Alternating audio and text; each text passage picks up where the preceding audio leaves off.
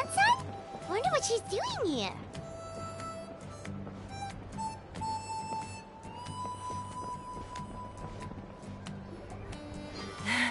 I brought all the stuff over, Coach. What's next? Just take it easy before the real work begins. You two are in charge of repairing the houses to the north. The rest of you should go west. The road practically crumbled beneath my feet on my way here. The whole thing will need to be reinforced. All right, I'll start by moving the boxes over. I'll help you. These things can get pretty heavy. Nah, I got this.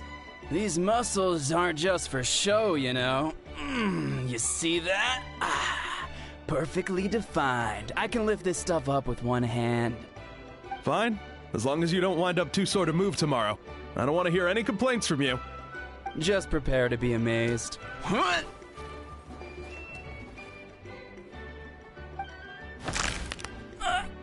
back! Well, what doesn't kill you makes you stronger. Take him to get some rest and apply some meds. And you, take it easy for the next few days, all right? I don't want this getting worse, and don't push yourself. You can help out once you're better. I knew I should have trained harder. Working out is different from real work. You gotta ease into it. Anyone not have an assignment? Chief Mutoda needs our help.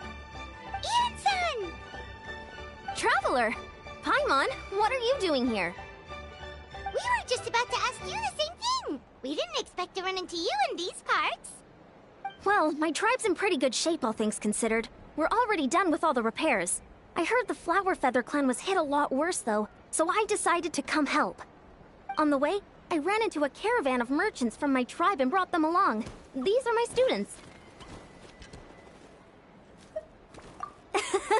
Good memory. You a sports lover? I can design a training plan for you. Looks like you're in pretty good shape already. Competitive fighting, extreme sports, you could take your pick. As for you, Paimon, we might have to start you off on a balanced meal plan. What? There's nothing wrong about Paimon's current meal plan. Like today, Paimon just had some blazed meat stew, fried shrimp bean balls, sour sauce kipper, and stuffed and mashed potatoes. That's practically nothing. This case sounds even worse than I imagined. Oh, I know just the thing. Kale juice. I'll make you some soon. Kale juice? Wait, isn't that your favorite drink, Traveler? If Eon-san's going to make some for free, Paimon would feel terrible if you won't get to try it. Anyway, that's enough idle talk for now. A little while earlier, the chief asked me to bring a few people to help with something. Are you two free? As you can see, due to unforeseen circumstances, I'm short a few people. Of course, we're also here to help. Let's go see the chief. Perfect. Then follow me.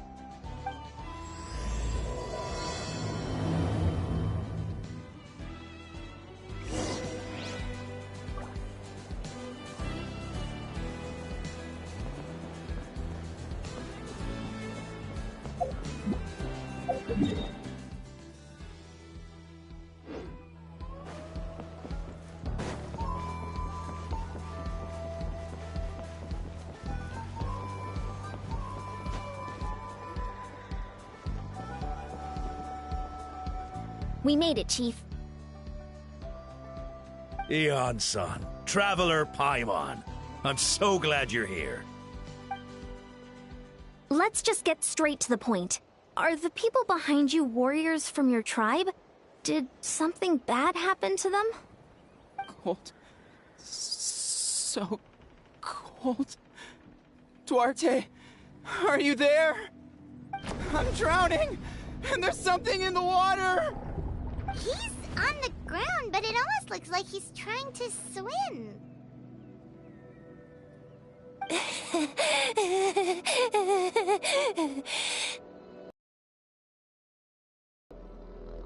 The abyss. The abyss is coming.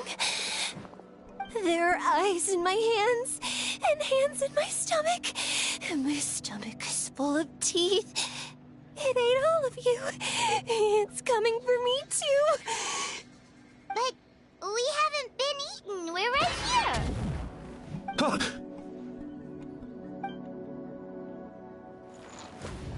Monstrous beasts! How did you get in here? As you can see, their mental state is quite poor. They went missing after the battle. We found them in the wilderness in the days that followed, but the damage had already been done. We found them unconscious in areas corrupted by abyssal tumors, lying next to their deceased comrades. My only guess is that something terrible must have happened during the battle. According to the chief of the Masters of the Nightwind, sudden exposure to a large amount of abyssal power can have mental as well as physical repercussions. We've never seen the effects this heightened before, but maybe Gasoithoth was just too powerful. Gasoithoth? What's that?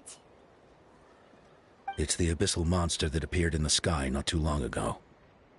After consulting our ancient legends, we decided to call it Gasoithoth, Reaper of the Abyss. Oh, that giant black ball?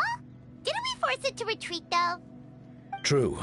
It poses no threat to us now, but whatever wound it inflicted on these warriors still endures. We scoured all sorts of records for a solution, but nothing came of it.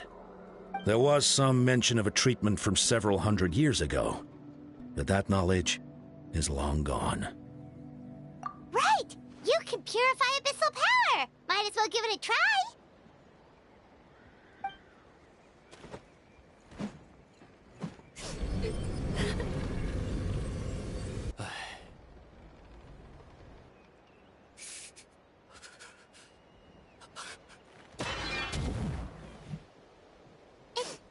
It didn't work?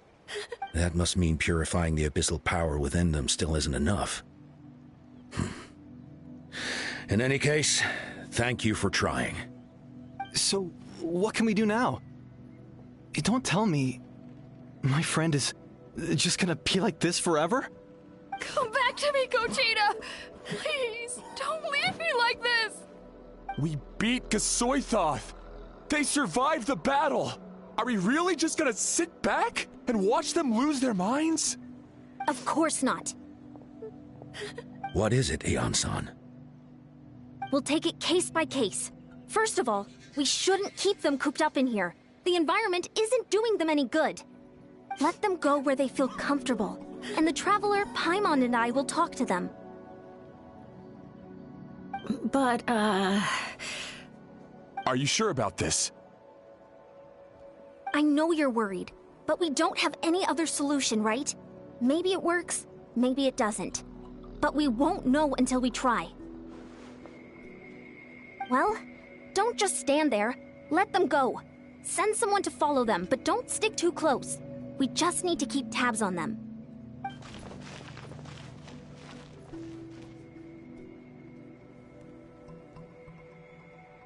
All right, it's up to us now. Let's talk to them one by one. This is a bad situation, but I know the warriors will find a way to pull through. After all, we've overcome so many challenges already. What's one more? Let's see. One of those guys was talking about being cold. Do you still remember him? It's not often that you see someone almost drown on dry land. Let's go talk to him.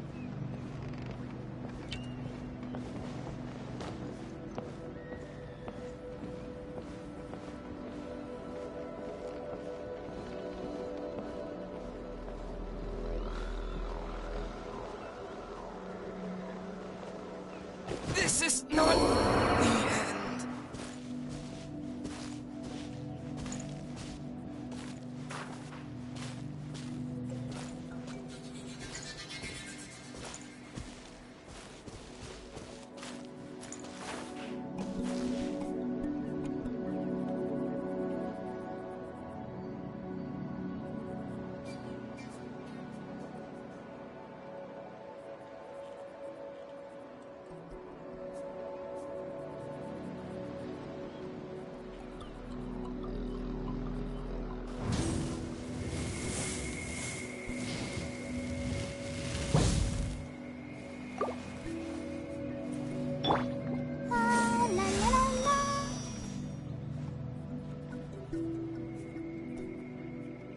the show begins.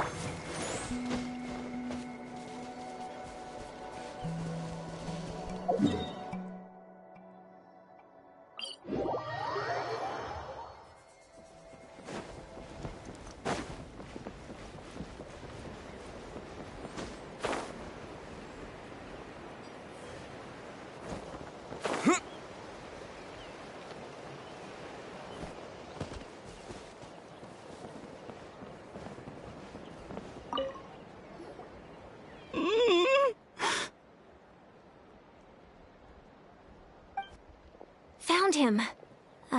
Hello? Can you hear me? The caravan from my tribe should have brought some firewood. I think starting a bonfire might help. Huh? When it's dark, damp, and cold, what's better than a fire? Maybe the light and warmth will help change what he sees. Wait here while I grab some firewood.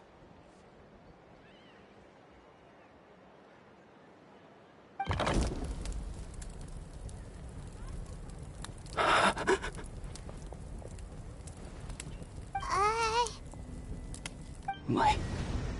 Underwater. Where is it coming from? It's working!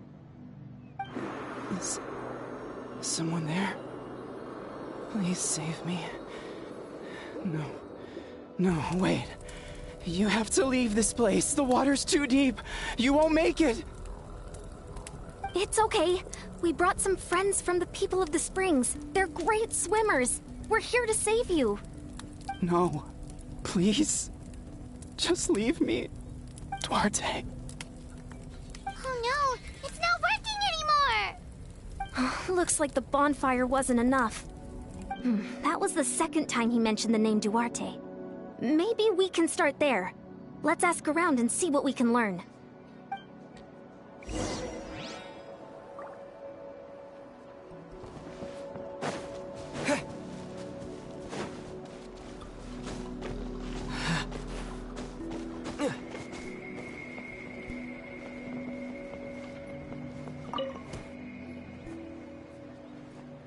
My friend. Is he any better? We're working on it. But I wanted to ask, does the name Duarte ring any bells for you? Duarte? Oh yeah, I remember. Duarte was the name of Otoko's Surian companion. Otoko almost drowned as a child, and Duarte was the one who saved him. He dove deep into the water and used all his strength to carry Otoko back to the surface. It was pretty touch and go, but both of them made it in the end. That means we just need to bring Duarte here and... Well, you see, Duarte died 4 years ago during an Abyss invasion. He was helping evacuate injured warriors from the front lines, but fell to an ambush. He was a bit on the smaller side, but other than that, he was just your average Kukasaur. Well, hold on. What are you planning? Based on the look on your face, I'm guessing you already have a plan. All right, let's get to work. Oh, and thank you for the information. We'll do whatever we can to help your friend. No problem. Thank you for looking out for him.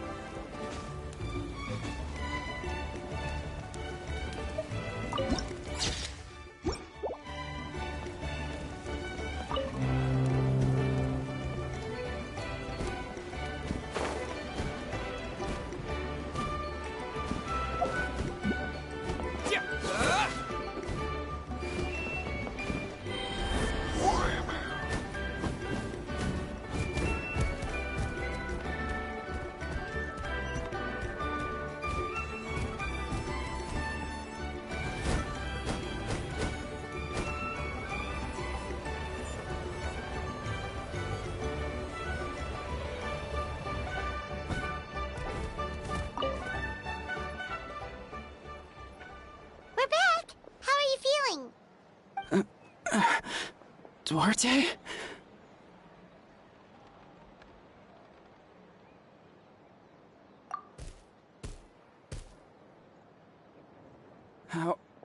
How did you get here?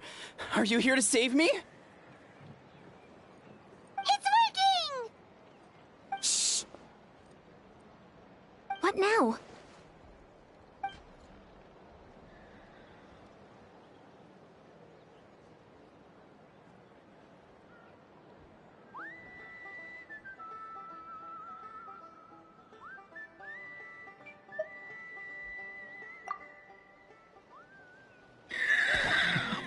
You sense it, don't you?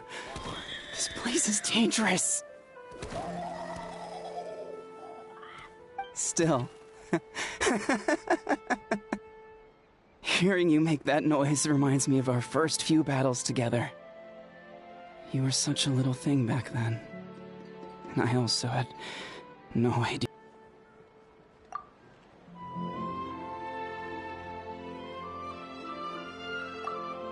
Wait! Not so hard! That hurt. Duarte, you have to get out of here. There's something in the water.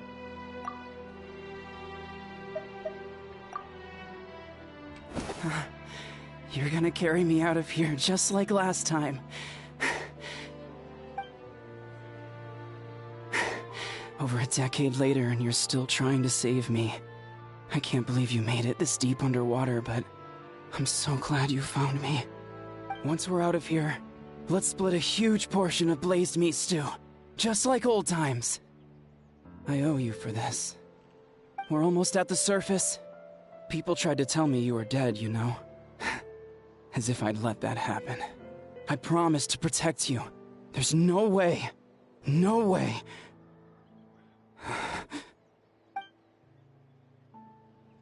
No. Wait. I failed. Oh no! He's getting suspicious!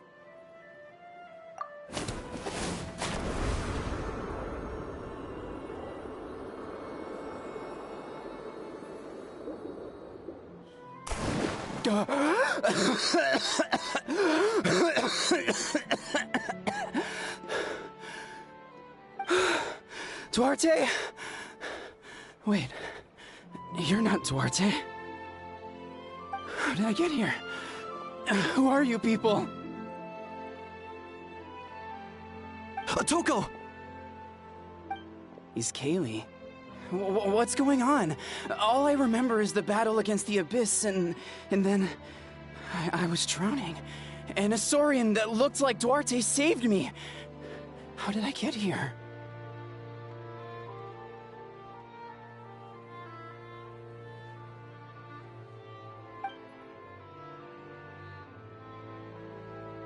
You went through all that for me? While all I did was cause trouble for everyone? I'm so sorry.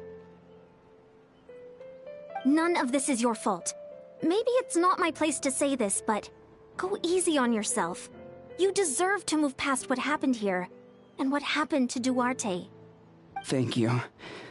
I appreciate that. Go on, get some rest. Kaylee, we'll leave him to you. Seems like the key to getting through to them is whatever they cherish the most. Kind of like their last spark of hope. Now we know how to help the others. Let's take heart from this and keep going.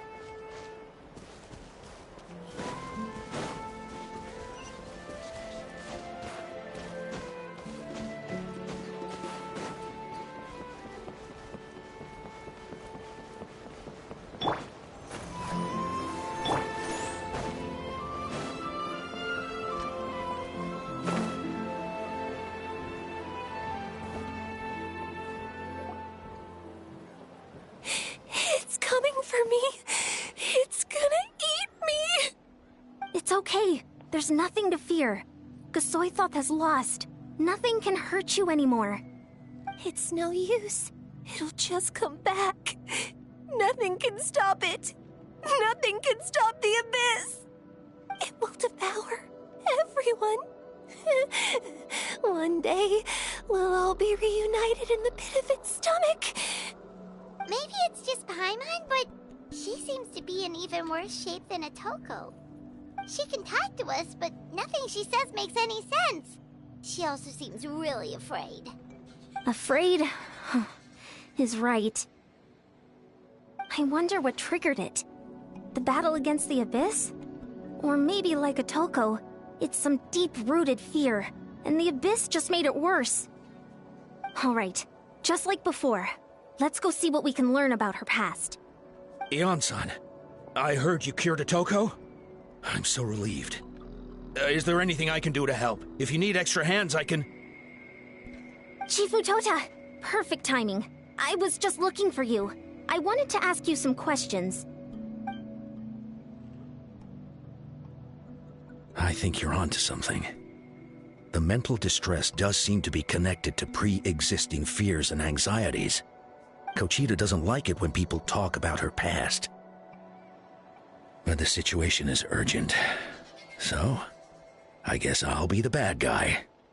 Ion-san, do you believe there are people in this world destined for battle? Yes, I get that feeling sometimes when I'm instructing a particularly gifted student. It's something like, wow, you were born to play this sport. Then, what about people destined to be unfit for battle? Huh? What do you mean? When Kochita was little, her parents died fighting the Abyss. She was only 11 or 12 at the time, and her brother, even younger still. The two saw their parents collapse in a pool of blood as flames roared and spread all around them. Kochita trained hard to become a warrior, but still found fighting Abyss monsters too difficult to handle. She and her brother were left with severe trauma after the incident. Pain and fear that they could not get over no matter what. But isn't Kochita one of the warriors who fought the Abyss? Didn't you find her unconscious out on the field? Yes, we did. You see, something changed within her several years ago when the Abyss attacked our tribe and broke into her home. By the time the guards rushed to the scene, they found her standing there, weapon outstretched, hands trembling. Her brother huddling behind her for safety, and the Abyss monster dead at her feet. She didn't even look at it, and just kept repeating the same thing over and over. You're the only family I have left. I won't let anything happen to you. She became a completely different person after that. She earned a reputation as a very capable warrior, and fought countless battles against the Abyss. We all thought she overcame the trauma, and we were so happy for her. But now it seems like even if she buried it deep within herself, the fear still never left her. Maybe fighting the Abyss was her way of making sure she wouldn't lose anyone else. Maybe the thought of experiencing that pain again scared her more than the Abyss. On the outside, her choice to fight made her seem strong, but she never forgot the trauma of that night. The Abyss just brought it back to the surface. How can we help her? This one is tricky. If we can find the right opportunity, then... Quali?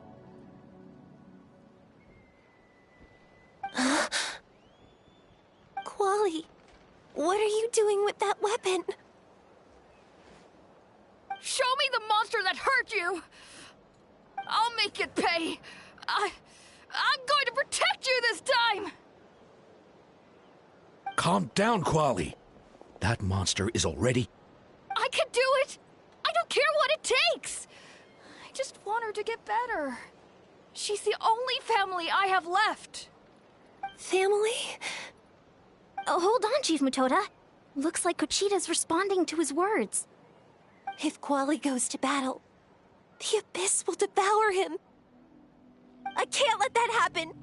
I have to do something. But it's useless. No one can beat the Abyss. It's a death sentence. Just like what happened to Mom and Dad. But I'm no warrior. I'm just a coward. Still, I have to protect Quali. What should I do? Kochita Kuchita.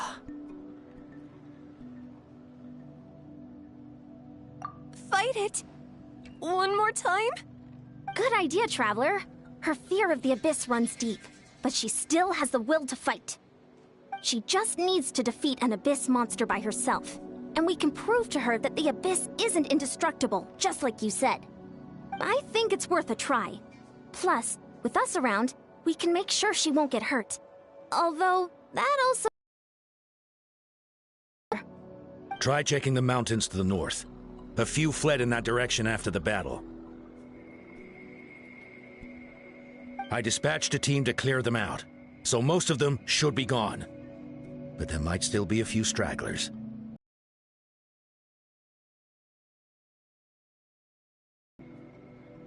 There's no turning back. I have to face it. I'm coming too! I'm not letting my sister face this alone! Not anymore! All right, then stick close. Let's go.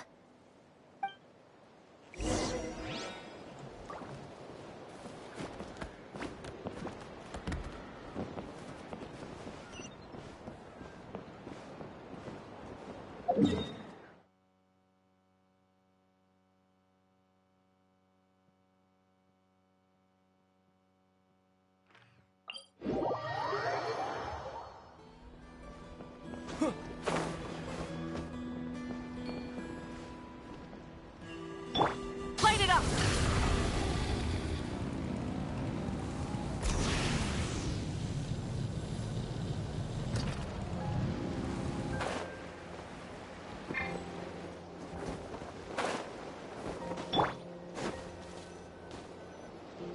Found him.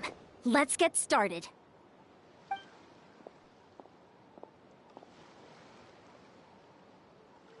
Everything all right, Kuchita? You don't have to force yourself to do this. How can we make this easier for her? I guess we could wear them down first. But I think it's better to stand guard for now. We should wait for the right moment to intervene. You were the ones who killed them!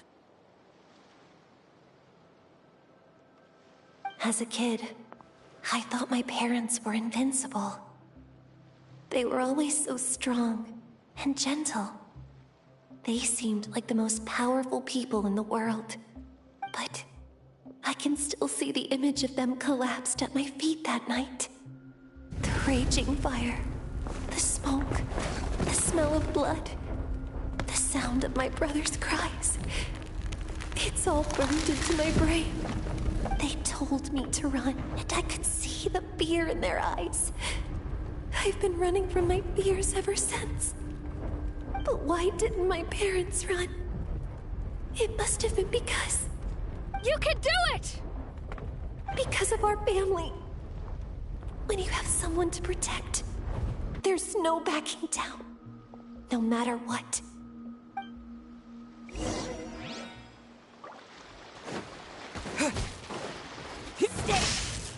Let's help her out! Bad dreams be gone!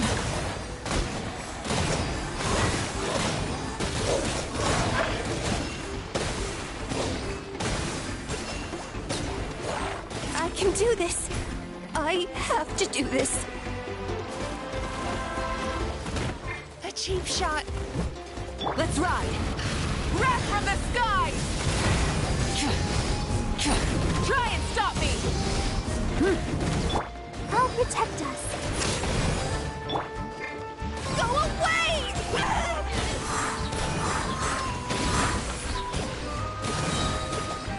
Yachan, Taechan, let's go!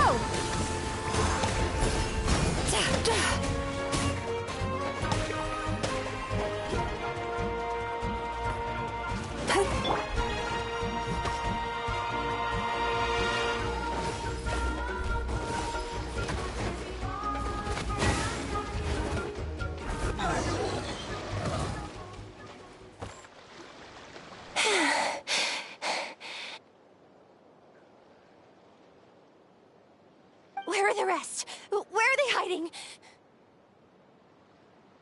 That last strike was absolute perfection. You pulverized them in a single hit. That's impossible. incredible! They were gigantic beasts crawling with eyes, ready to devour everything in sight! No. Wait. What am I saying? Abyss monsters are not actually that scary.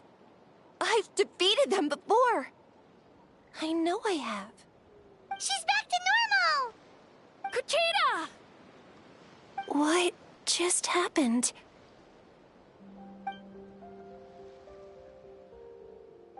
That is quite embarrassing. Sorry about that. I've always envied warriors who don't get scared or feel lost. It really felt like I was getting stronger over the years. But in the end, maybe I never made any progress at all. It's important to listen to your limits. Just like in training, pushing too hard will only hurt you in the long run. Everyone needs time to rest. Besides, I have a feeling you won't have to face those fears alone anymore. Even though we're both scared of monsters, you were always the one who stepped up to protect me. But not anymore. I'm going to get stronger. From now on, we're in this together! Is that so? Then I'll look forward to the day when you'll be all big and formidable. I finally feel like myself again. I couldn't have done it without you all. Thank you for everything. I think I'll rest here for a bit. I don't think I can make it back to the tribe just yet. I'll keep you company. All right, then we'll head back. I made sure to check the surrounding area for monsters, and it's all clear, so take your time. Sometimes, our fears never truly leave us. But tomorrow's a new day. As long as you keep moving forward, there will be better days to come.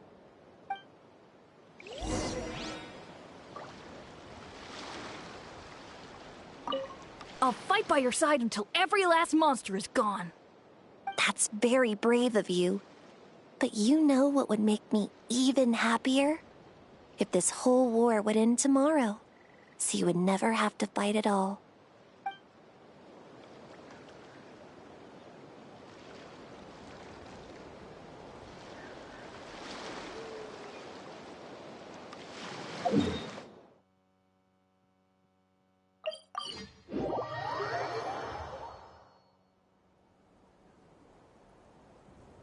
Atoko's all better. Did you hear? Really? Yes, really. It's all thanks to the Traveler and Ian-san. I see. I was wondering why the Traveler was chosen to accompany the Pyro Archon in the final battle. But I guess he really can do the impossible.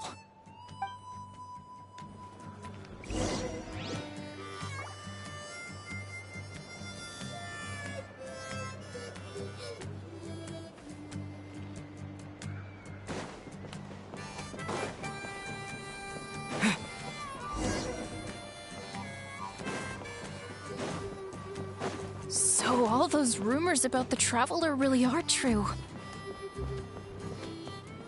Kochita's getting better, too!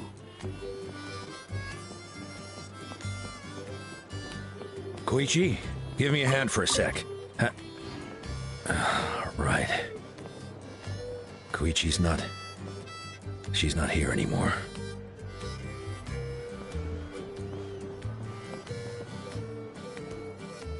That's 2 people down.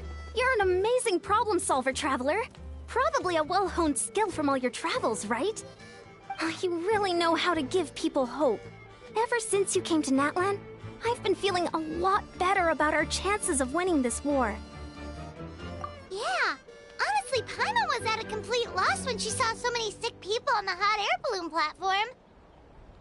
We only found a solution this time because you kept her cool and took control of the situation. You deserve most of the credit. Well, who am I to turn down such a nice compliment? Most people say the first step is the hardest, but it's not actually all that hard. Exaggerating the difficulty in your own head is where the fear comes in. I'll never get it, or might as well not try. I hear that kind of talk all the time.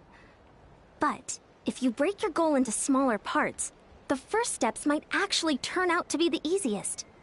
Whoa, you're right. That makes a lot of sense. Just like when I told you to eat less meat and drink more kale juice. You probably heard that and thought, I can never eat meat again. I'll have to drink kale juice for every meal. I'll practically starve.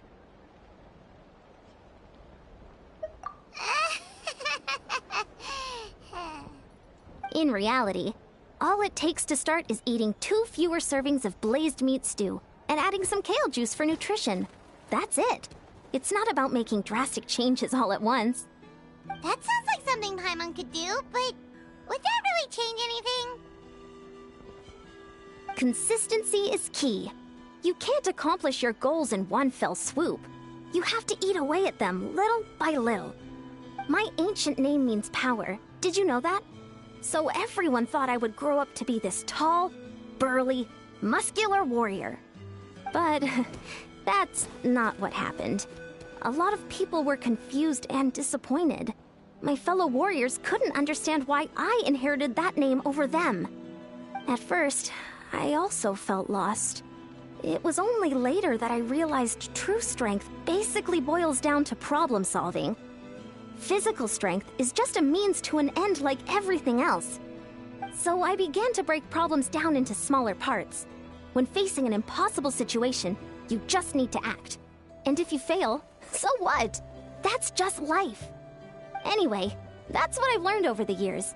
Maybe it'll come in handy for you someday.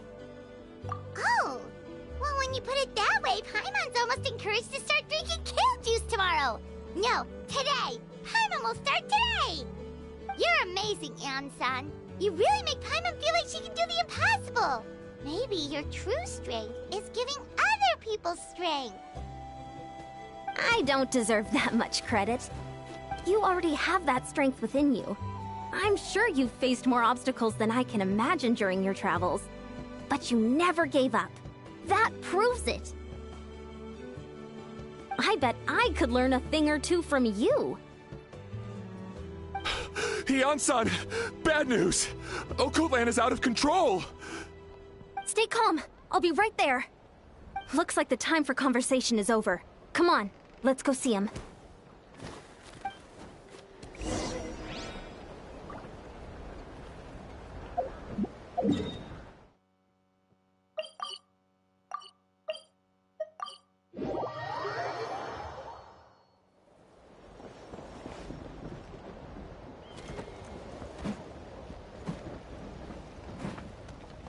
What are you doing, Okoland? Wake up! Don't you recognize us, my boy?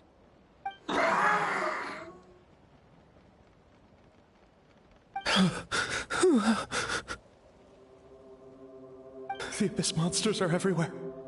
Everywhere.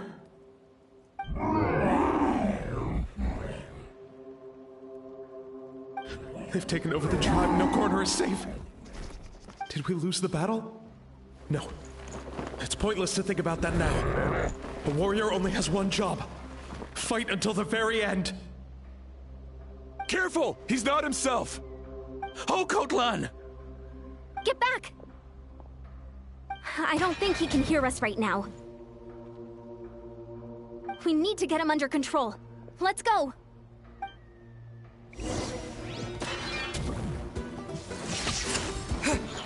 So, he thinks we're Abyss monsters?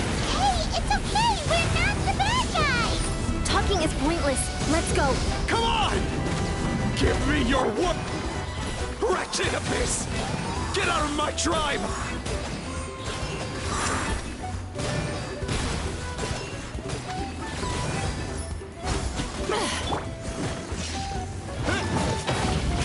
Lightning slash!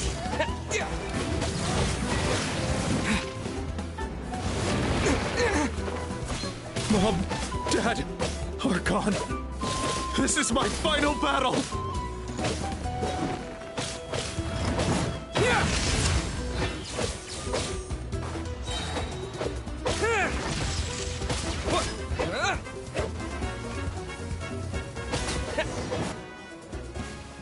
Please, son, you've got to stop. You can't keep going like this.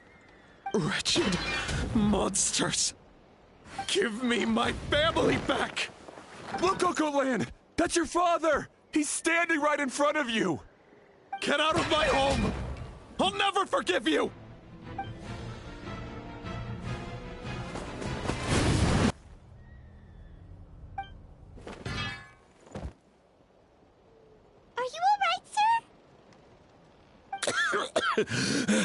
I'm fine. Please, don't hurt my son. He's just trying to protect his home. Don't worry. We'll figure something out.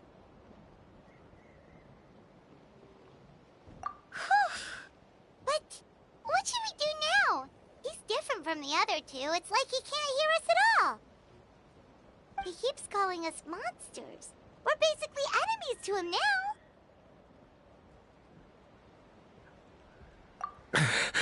Oh, Coatlan. He has a fighting spirit, that's for sure. But we can't keep him unconscious forever. I need to think. Abyssal corrosion syndrome. 500 years later, and it's resurfaced again. Huh? That voice, it's...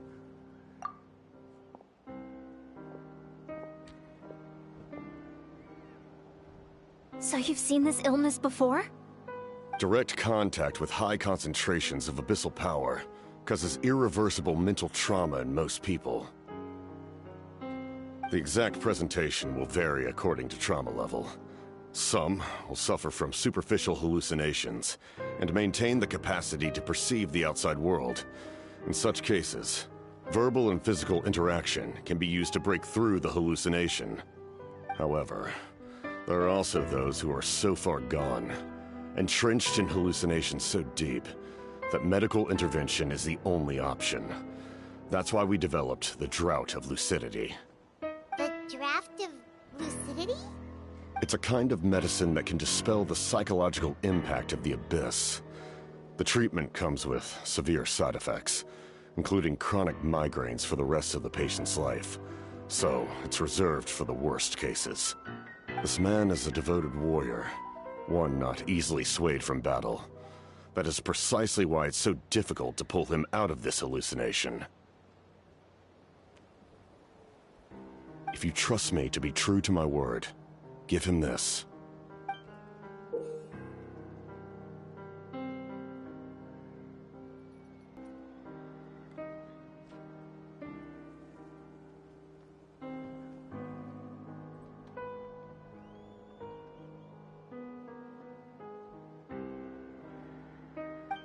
Wretched monsters!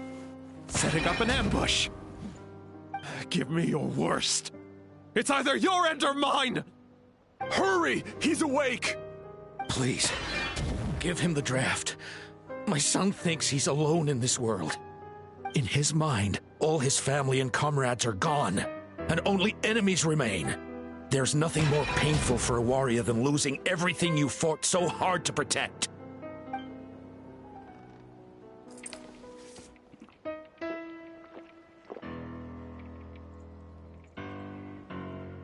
Monsters!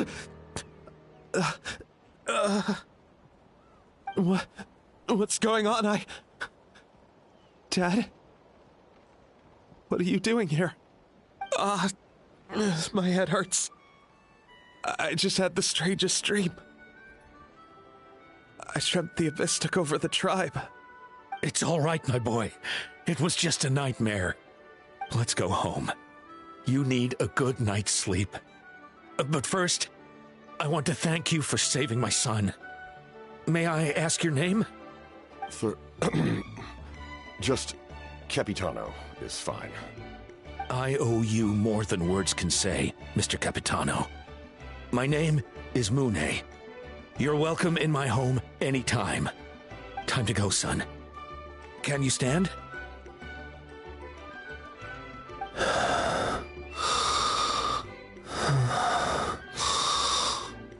I'll help you carry him back. Traveler, let's meet up later.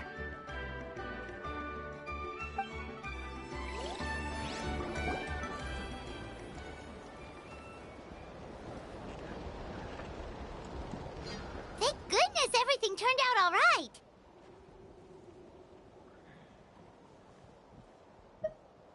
Think nothing of it. I agreed to offer you my aid, so this is merely a part of that duty. Besides, I care deeply about this land. Right! When we were with Moika, you told us you and your soldiers defended Natlan against the Abyss 500 years ago. That's right. My desire to protect this nation remains unchanged. When my platoon arrived in Natlan 500 years ago, like you, we were true outlanders.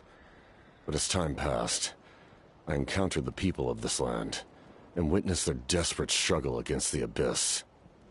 Though many of the warriors were rash and inexperienced, they were steadfast and fearless in battle, willing to do anything to protect their fellow citizens, oftentimes with complete disregard for their own survival. Just as I fought for the glory of Conria, they fought for the survival of their nation. We happened to share a common enemy, so I decided to offer my aid. We fought side by side to the very end. I traveled to many places after that, but I never forgot this land. Even now, my work in Natlan remains unfinished.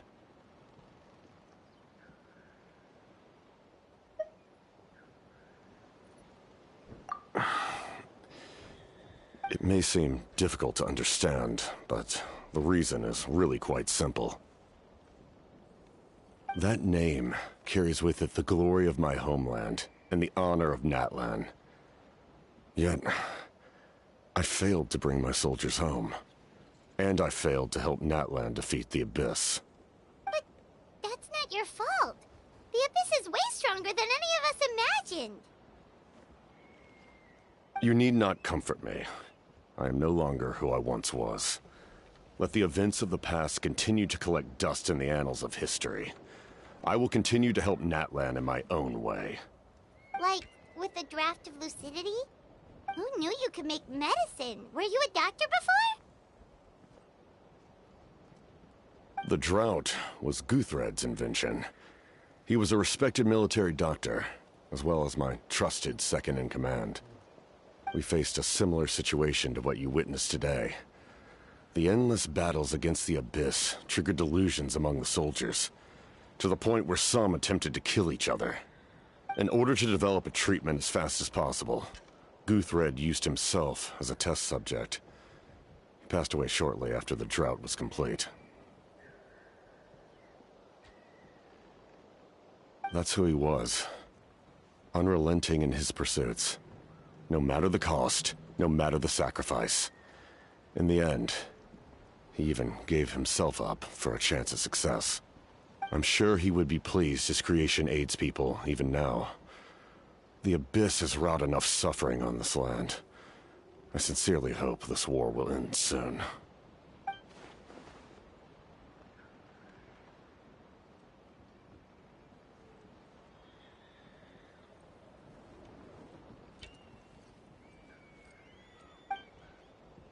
Stop worrying about other people's survival, about their losses and sacrifices. You just need to win.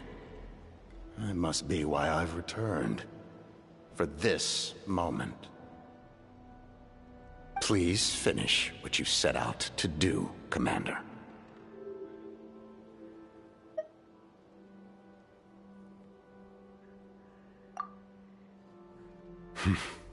You're more perceptive than I imagined.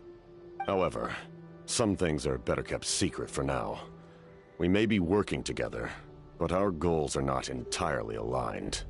What's with the secrets all of a sudden? Paimon's starting to think we should be more careful around you. I do not mean to jeopardize the trust between us. I simply prefer to keep this to myself, because it's a personal matter. All I can tell you is this. Natlan may have survived the worst of the crisis, but the souls of this land are still not at peace. And that is why my work is not yet done. Well, if it's personal, then we'll just have to trust you. If you have other questions, I'm willing to answer them.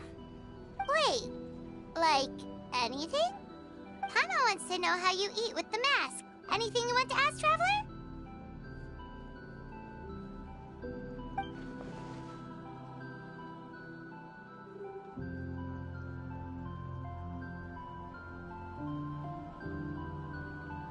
Natlan must pay the price for Mawika's use of the Ruler of Death's power.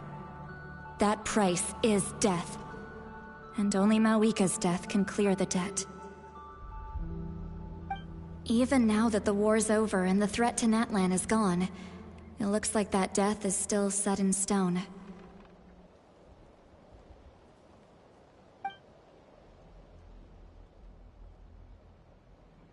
In the garden cultivated by the gods, flowers and weeds grow side by side. When the weeds compete for nutrients in the soil, the gardener intervenes to inhibit their growth. I'm not one to pass judgment based on my own standard of right and wrong. But it is an undeniable fact that she is responsible for my suffering, as well as that of my people. If that explanation is too difficult to understand, allow me to show you exactly what I mean.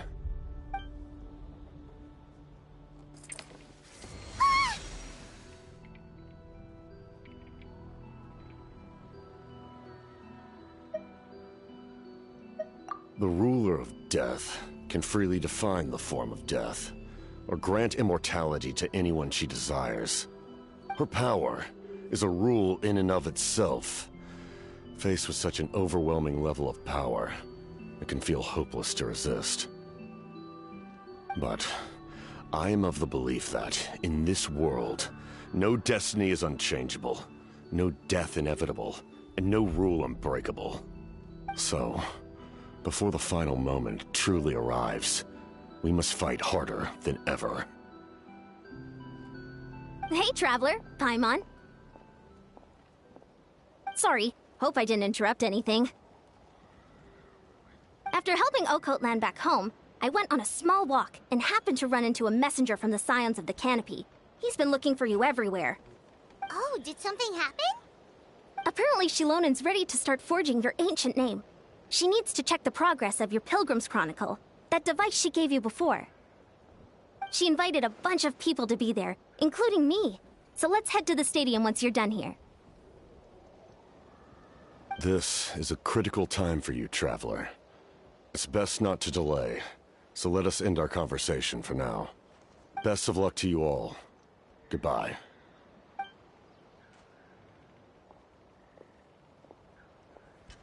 What a mysterious guy. Still, he doesn't seem quite as intimidating as before. We're basically comrades now, right? Anyway, let's head to the stadium. We shouldn't keep everyone waiting. So in the end, the captain still hasn't told us his real goal. He kind of reminds Paimon of someone we met recently. Oh, right, the Lord of the Night! They just seem so tired, you know?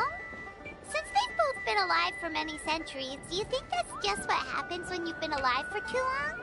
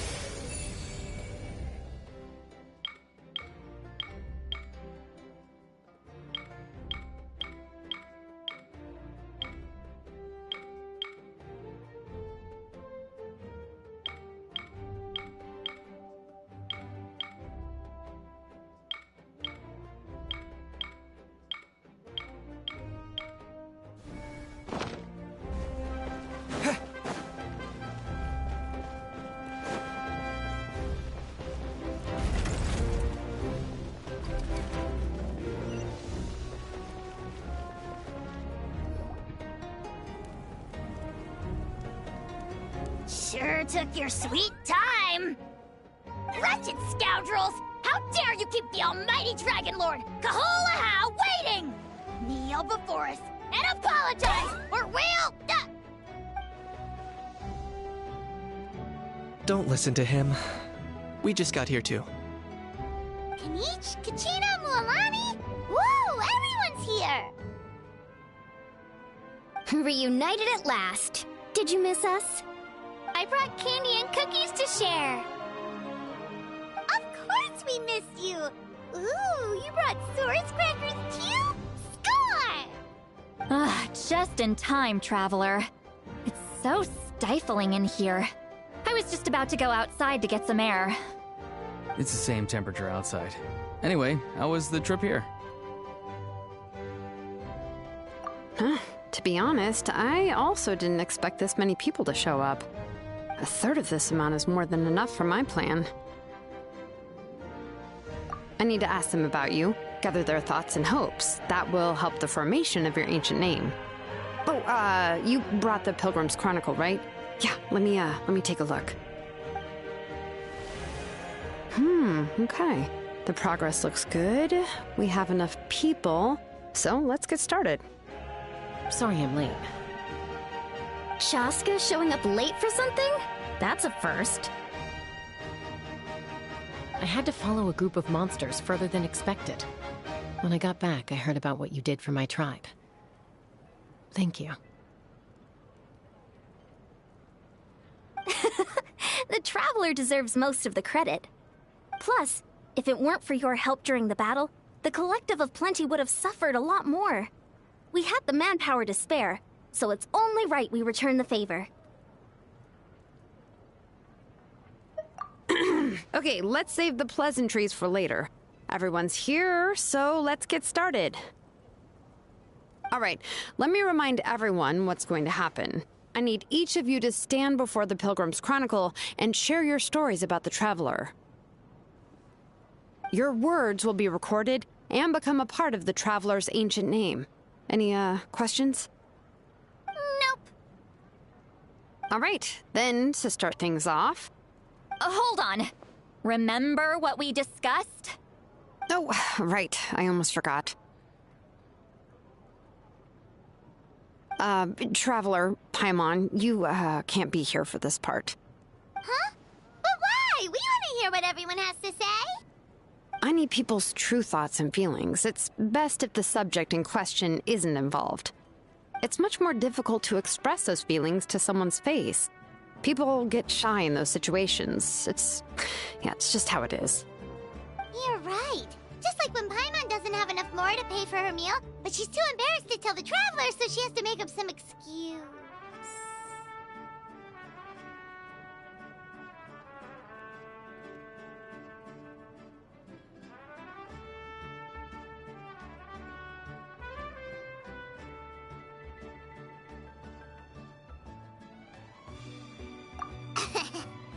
So basically, you want us to leave the Pilgrim's Chronicle here and wait nearby? Oh, don't worry. This shouldn't take long. Everything Shilonen said made sense, but did you see Sweet Lolly's reaction back there? She was definitely the one who decided we should leave. But staying out here is just making Paimon even more curious about what everyone's gonna say. Anyway, you're gonna have an ancient name soon. Ooh, that's so exciting! Feels like we've been in Natlan for quite a while already, doesn't it? You're right! If only Paimon could say a few things about you in there. Well, looks like you're about to have that chance. Shilonen, is everything all set? Almost. We're just missing one last thing. You've been by the Traveler's side the longest, Paimon. We need to hear what you have to say. But Paimon's not from Natlan. Oh, it doesn't matter. As a Traveler's companion, your contributions are extremely important. You're the perfect person to finish the story. Sorry, Traveler. I just need to borrow Paimon for a second. It should be quick.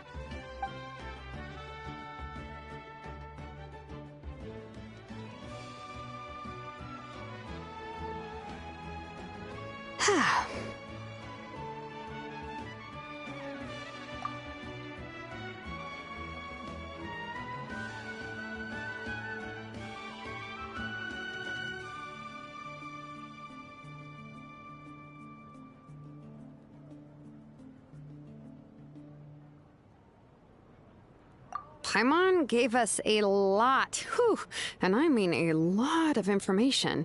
I'm not even sure the Lord of the Night managed to get all of it.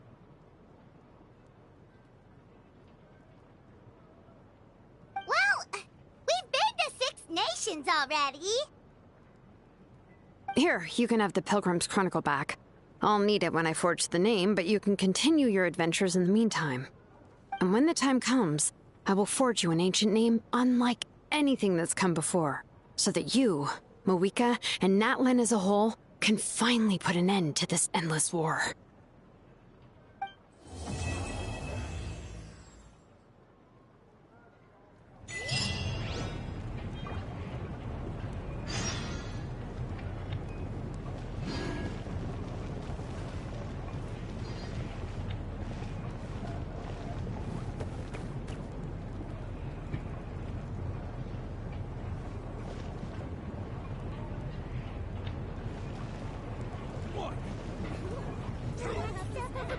Wait, how many pieces is this again?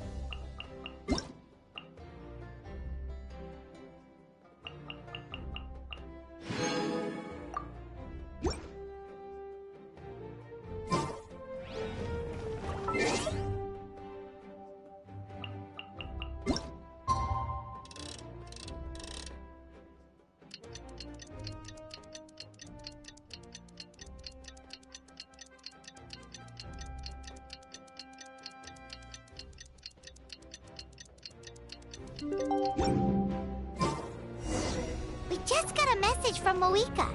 She says to meet her at the Speaker's Chamber tomorrow. Does that mean your ancient name is ready to be forged? Let's get some good rest today. We need to be at our best for this special moment.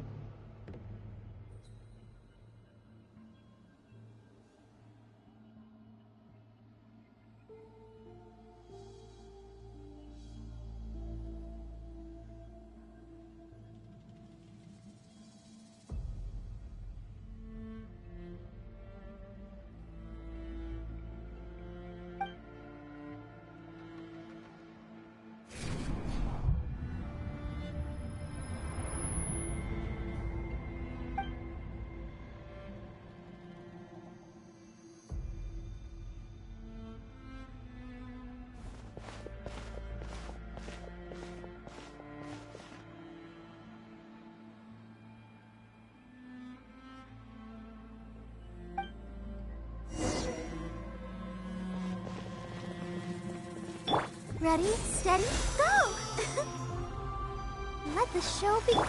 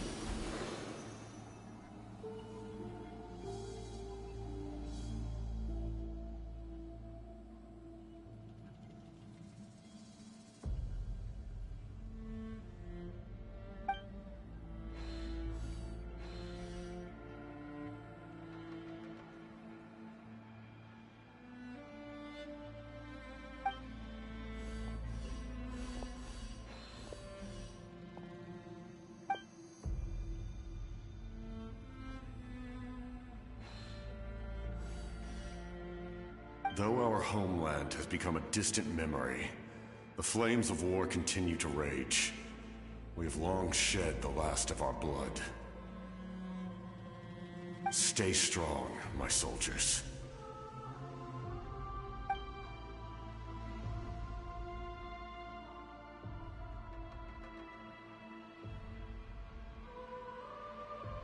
One day, I will deliver you to the place I promised.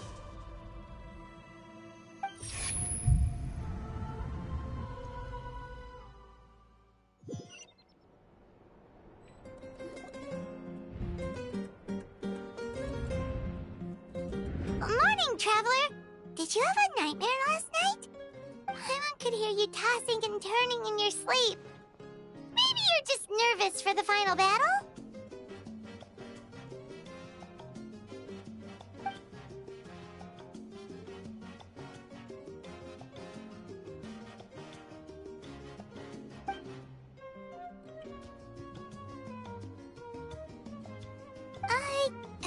Just shake it off, Traveler.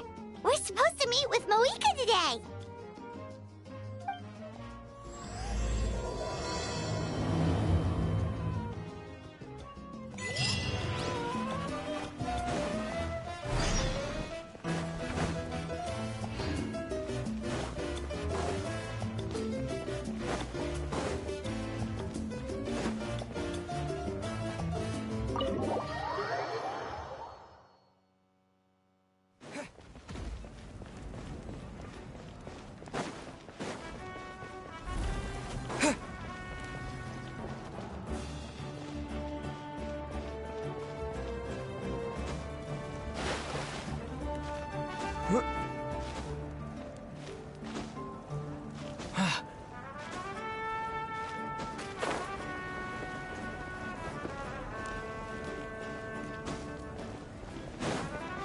Let's ride! Try and stop me!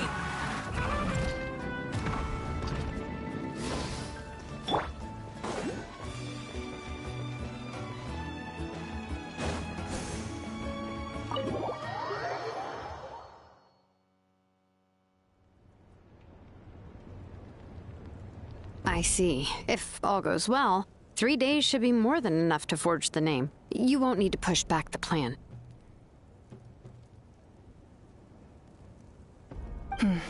Thank you. I'd say the sooner you can finish it, the better. I still need to announce the matter to everyone. Don't worry. We should only need half a day. The Traveler has been in Natlan a while now. The Pilgrim's Chronicle should have enough records of his adventures. Come in. Hey, Moika! Oh, Shilonen and St. Lolly are here too! Hello! We were just talking about you.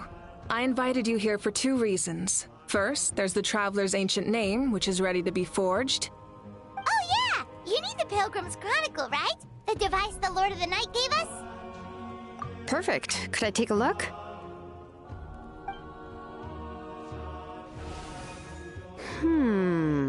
Yep. Well, it looks good. This is definitely enough to work with. Usually the first step in forging an ancient name is performing a ceremony to extract memories from the ley lines. But since the Lord of the Night gave us this record, we can skip that part. Still, I've never used something like this before. This is an entirely new material for me, so I need to look into how the process might change. I'll help you. My knowledge on the Lord of the Night and the Wyab might come in handy. That brings me to the second matter. As you already know, once your ancient name is complete, we need to venture into the deepest part of the Night Kingdom. That will happen in 3 days' time. 3 days? So soon? Wait, but... You're worried about the Traveler, aren't you?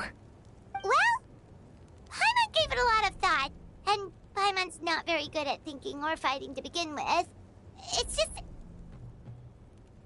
This plan could save countless lives. Paimon understands why people would want to be a part of something so important.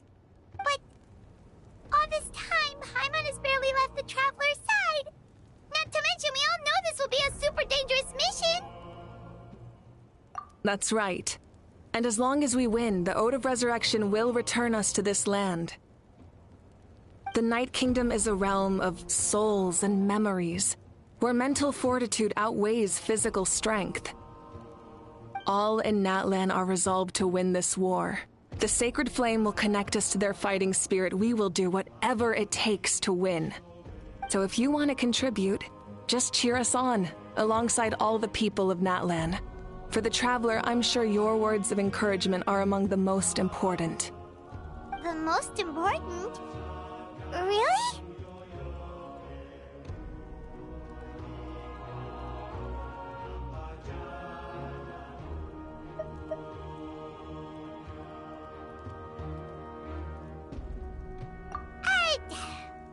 Not sure what fishing has to do with anything, but if you're making weird analogies, guess that means you're not nervous.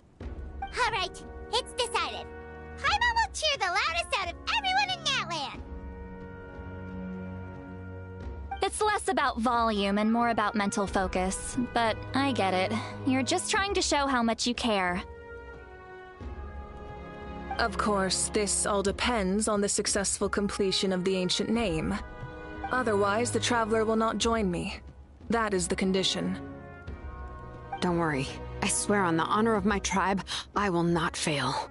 I know how important this is.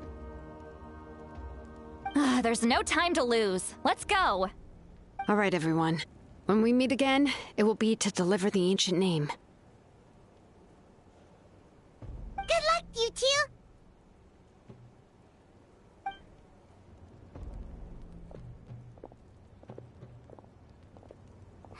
3 days, huh? What should we do in the meantime?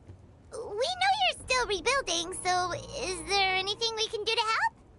From what I've heard, the two of you have helped more than enough. You should take a well-deserved rest.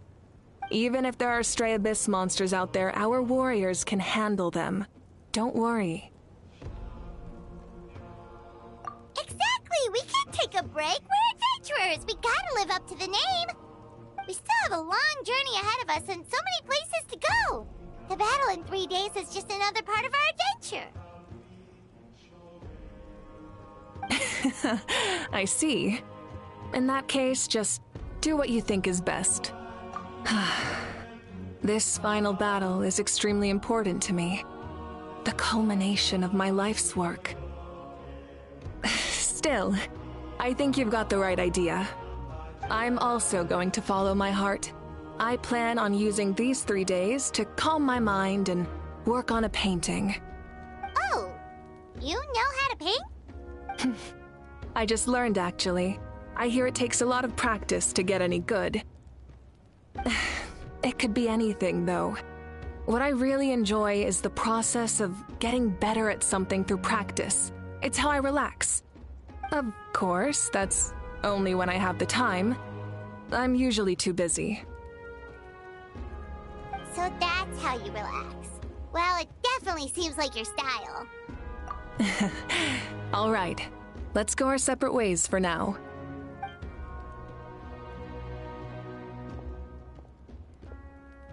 So, if Moika relaxes by working really hard at something, that basically means she never takes a break, right? Wow, she's definitely something else. Oh, hello! Sorry, Moika's not here right now. There you are! We made it!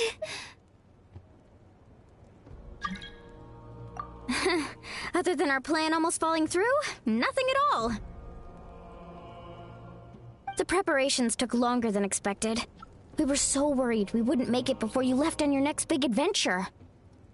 Well, if you hadn't overslept... Details!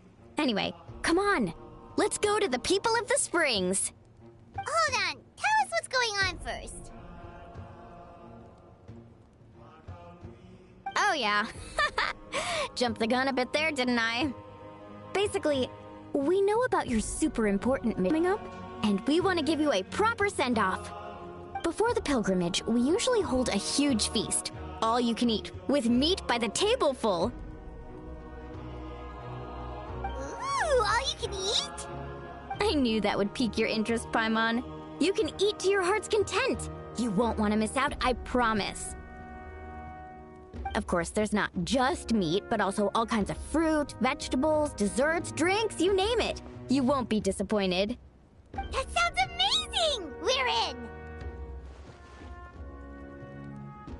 Well, the best adventurers know how to go with the flow, right? Plus, it sounds like this feast is in your honor. If you don't show up, everyone's hard work will be for nothing. It's our fault for not telling you earlier, so it's okay if you can't make it. Still, if you're not busy, we'd really like you to be there. It won't take up too much of your time. It'll be super fun! Plus, all our friends will be there. Yes, let's go eat! Huh? What's the holdup, Traveler? Did you think of something? Huh? Isn't she painting? Is that okay? It's not like we prepared anything fancy. Well, I definitely wasn't expecting that suggestion. She's the Archon, after all. Maybe it's not our place. But we might as well extend the invitation. The Archon is about to fight for us with everything she has. This feast is in her honor, too. Then who's gonna be the one to invite her? All of us, of course.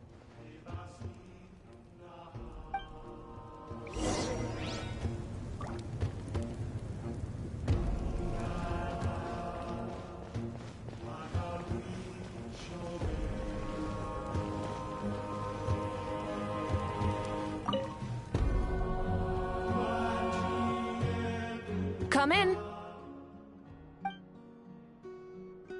Oh, it's you four. Is there something you need? We're here to invite you to the people of the Springs for a feast. Ah, I see. This is a special kind of feast, isn't it? Exactly. It's a tradition to hold a feast before battle. We couldn't miss out on this opportunity. It's our way of cheering you on. Plus, I always wanted to do something to thank you for saving me from the Night Kingdom. That was my duty. Besides, it's all in the past now. You don't owe me anything. Although, this feast does sound rather interesting. So you'll come? Of course. No need to notify Amina in advance. I'll just surprise her.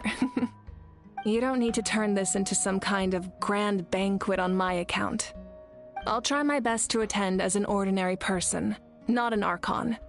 It's not like you're the type to pull rank or something. True, but my presence changes the way people act. I just don't want to spoil the fun. A lot of things can change once an Archon is involved. A barbecue is best fresh off the grill. And still, people will insist on waiting for me to eat first. Oh, yeah, Paimon can see that. Don't worry, I'll jump in if that happens. I can throw manners to the wind, no problem. No need, I can take care of it. Anyway, thank you for inviting me. It really means a lot. I don't need to finish it. I enjoy the process, but now there's something more interesting to do. Then let's go together. The main dish should be ready soon.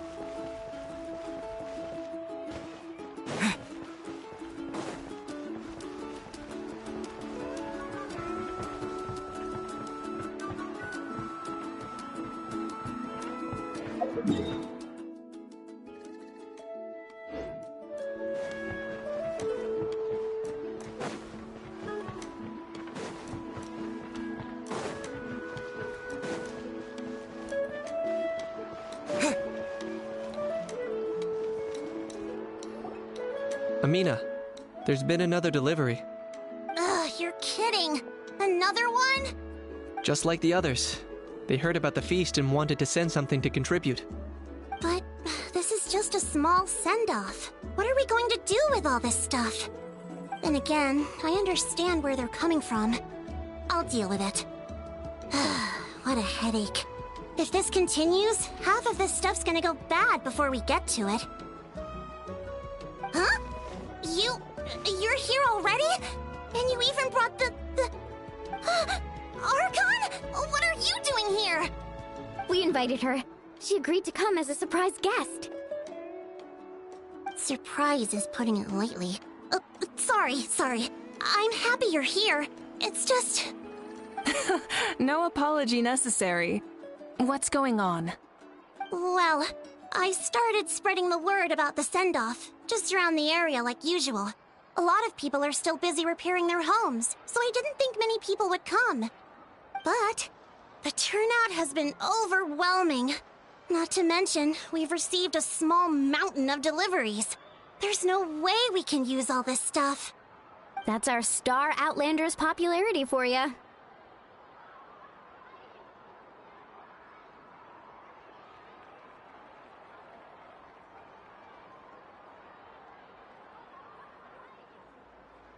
You're saying everyone's here because of us? Yep. The news about your impending mission with the Pyro Archon has spread all over Nutland. Plus, you were amazing in the recent battle. A lot of people are here just to thank you, or wish you good luck. Basically, this whole thing is happening because so many people wanted to see you. Still, we definitely weren't expecting you to show up with the Pyro Archon. Yeah, Malika and the Traveler are in this together. They both deserve a celebration. Well, this is the perfect excuse to throw an even bigger party. All this extra stuff was gonna go to waste anyway. No need to go to all that trouble on my account. That's not why I'm here. Besides, with so much of our nation in ruins, resources are still scarce. This extra spending for my sake is the last thing we need. That's true. Party planning isn't easy. I can handle the big picture, but I'm not used to dealing with the finer details. That was always Auntie Atea's job. Sorry. I'm just feeling a bit in over my head. Oh, speaking of Atea, how is she? Is she feeling any better?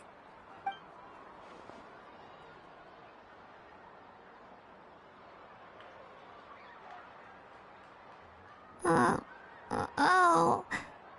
Actually, there's something we haven't told you.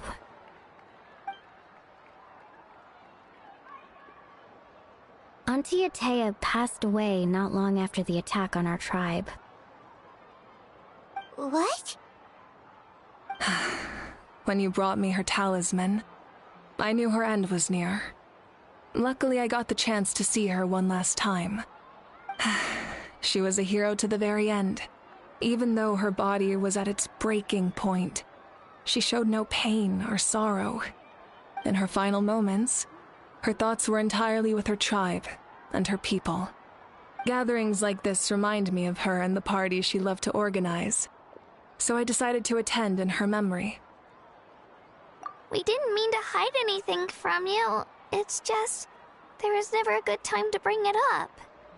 Cheer up, everyone. Auntie Atea wouldn't want us to remember her with tears. Parties like this were her specialty. But now, it's up to us to carry on her legacy. So we can't let her down. Believe me, she has high standards. Yeah, that sounds about right. So, come on, let's get to work, everyone. Oh, Chief Amina and our guests of honor excluded. Kachina can each time to go. Wait, you don't have to drag me.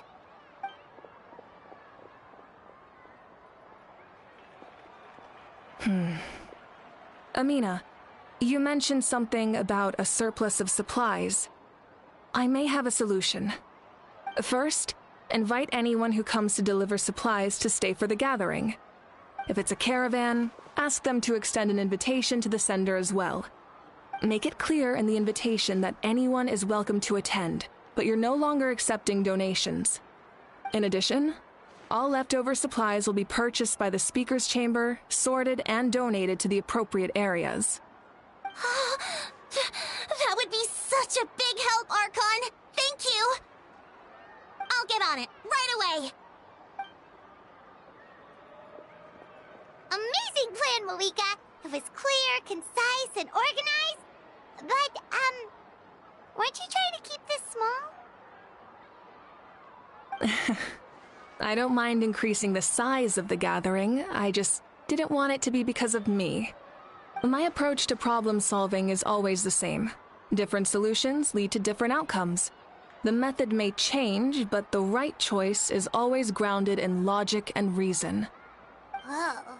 Hana feels like she just learned a thing or two. Well, should we take a walk while everyone finishes the preparations?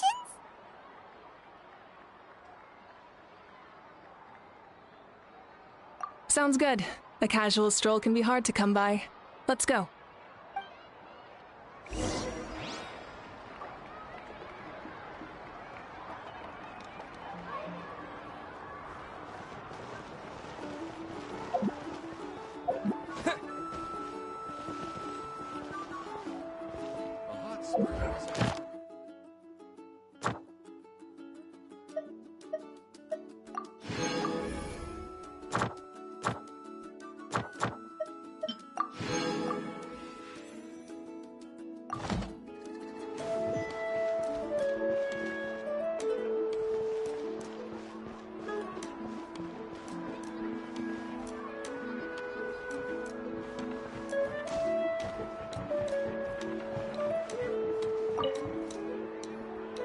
Hello, you guys.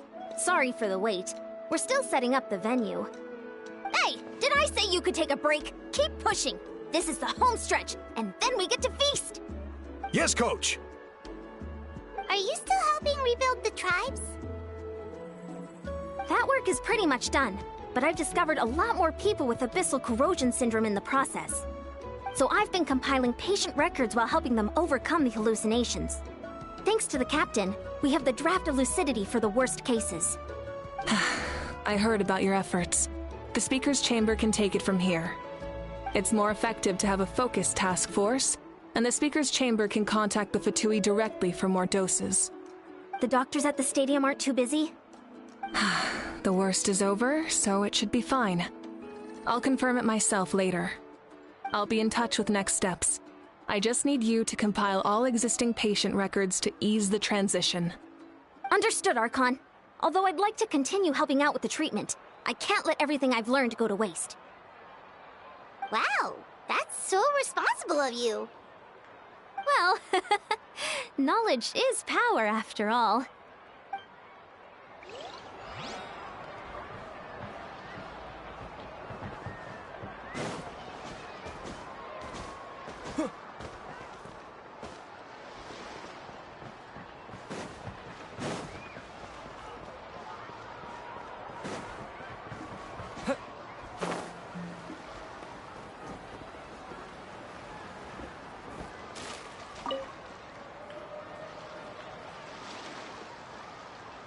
Chaska? Hello, Archon. I'm, fishing. Oh! Doesn't look like the fish are biting today. Yeah.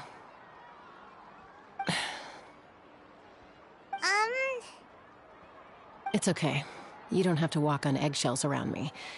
I know you can tell I'm not really trying to fish, but gazing at the water puts me at ease. I went to visit your parents, Chaska. Of course, I could only offer a few simple condolences. You helped a lot, actually. My mom has been doing better since your visit. I've always been grateful to my parents for taking me in, but now I have an even deeper sense of responsibility. I'll never be able to replace Koichi. But I will do everything in my power to pull them out of their loneliness and despair. That's exactly what your mother is worried about. She doesn't want you to push yourself to make up for their loss. After all, it's your loss too. Grief is not something that can be measured against others. You don't need to make amends, Chaska. Your loss is a tragedy, not a debt. In any case, they've always loved both of you. There's no need for you to become Koichi when they love you just for yourself. Yeah, don't put too much pressure on yourself. Thank you, everyone. Sounds like I owe my parents a conversation.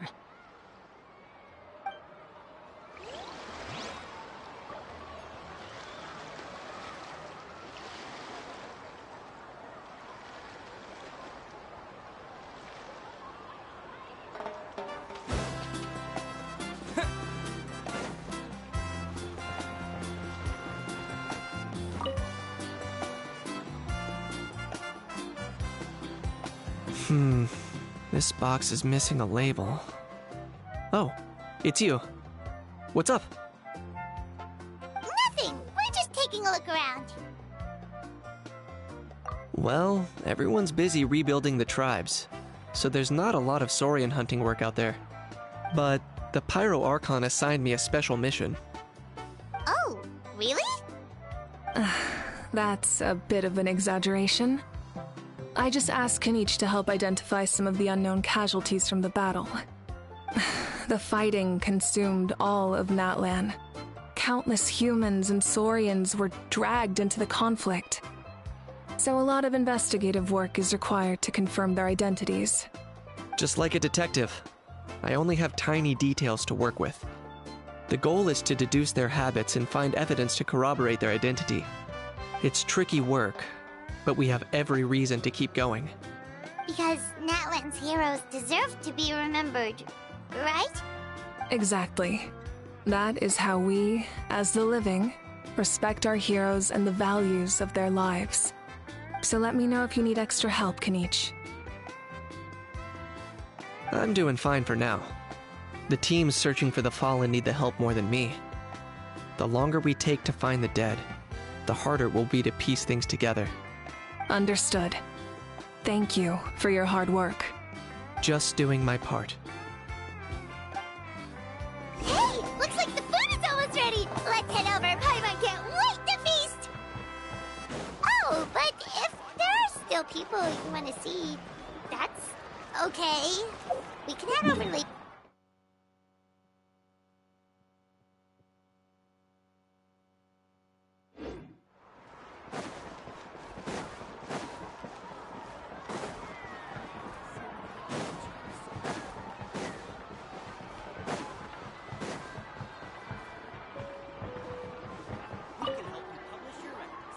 Oh, Gramps, Archon. I swear I've been on my best behavior recently. Paimon knows it's just how you talk, but you've got to realize how suspicious that sounds, right? I am curious, though. Are you still working with the captain? No, I don't have a reason to follow him anymore, so my life is back to normal. Growing vegetables, raising aphids. Well, maybe not completely normal. I'm still keeping tabs on the situation in the Night Kingdom. The ley lines are in a bad state. We plan on bringing that to an end. I know. You and Gramps, right? You're going to become great heroes, and the most I can do is weave a scroll of your deeds. Oh, you know how to do that? Most people from my tribe know the art, but I'm not very good. I can never seem to empty my mind. We commemorate the deeds of others as a form of inspiration. But rather than waiting for someone else to be inspired, isn't it faster to just take things into your own hands? Well, there are always things we can't do on our own. I wouldn't phrase it quite like that, but Paimon's not wrong. Time will give you an answer. I know how you feel, Auroron. It took me a long time to find my place in the world. I'm more mature now, but that passion, that drive to prove myself, I miss it sometimes.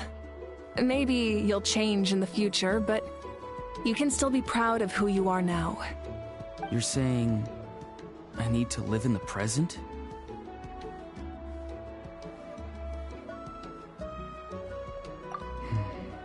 Thank you, Archon. That's what I've always tried to do.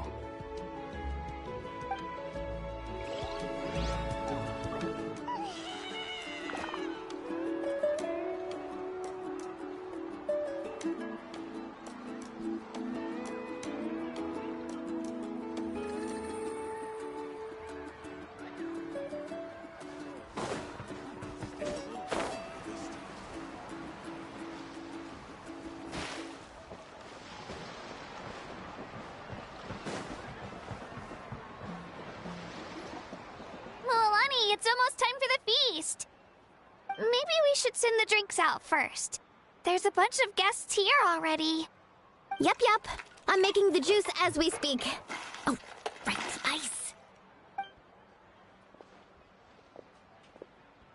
Huh?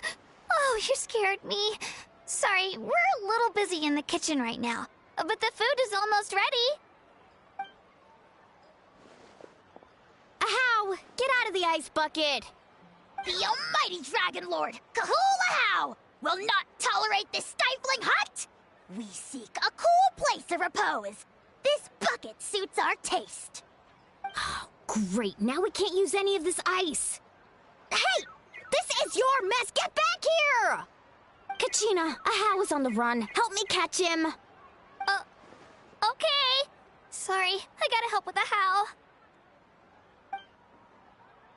As usual, Ahow brings chaos wherever he goes. Lively, isn't it? Leave this to me, Kachina. What is this? Who dares lay a hand on the almighty... Mawika? I got him, Mualani. Oh, expert Ahow wrangling, Archon. Thank you. You shall utter our name with more reverence, or we shall... or I'll get Kanich to ask you to apologize. Some Dragon Lord you are if you need your servant to protect you. Ahow ruined an entire bucket of ice. We have others, but still, that was not cool. How should he be punished, Archon? Let me think. Seems like you could use some extra hands around here. Ahow, help out in the kitchen. What? The almighty Dragon Lord, Kahulahow, shall not be reduced to a menial kitchen laborer! I wasn't asking. Understood. Ahow, you have to learn to be good at some point. Well, hop to it. There's a pile of vegetables with your name on it. You need to wash every leaf. Help! Someone save me!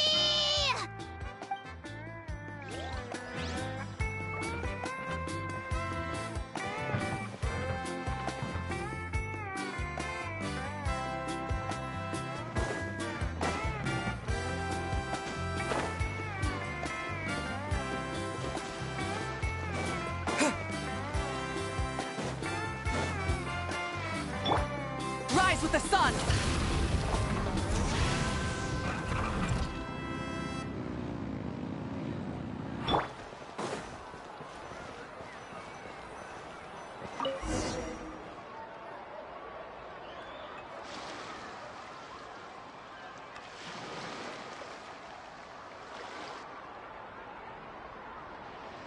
So full.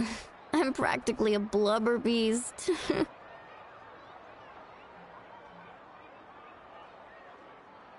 What's that? A creature from Fontaine with a super round belly. You've never seen a picture of one? Oh, it sounds so cute. Paimon can vouch for their cuteness. You can pat their belly and they'll even join in. That reminds me of my Saurian companion. Her name was Emila. She wasn't the sharpest Tatankasaur, but she was incredibly brave. When there was nothing to do, she would lounge around the tribe without making a sound, even if you bumped into her. Sometimes visitors would think she was all passed out. But she was completely different once we were on the move. When she was little, I took her on all sorts of adventures. But Saurians grow a lot faster than humans. Before long, she was the one dragging me all over the place. Wow, she must have been a great fighter to keep up with you. Yeah, she was tough. Veressa told me she was amazing in the final battle. I had to defend the chance to see her one last time. It was a choice I had to make, but it was hard to accept.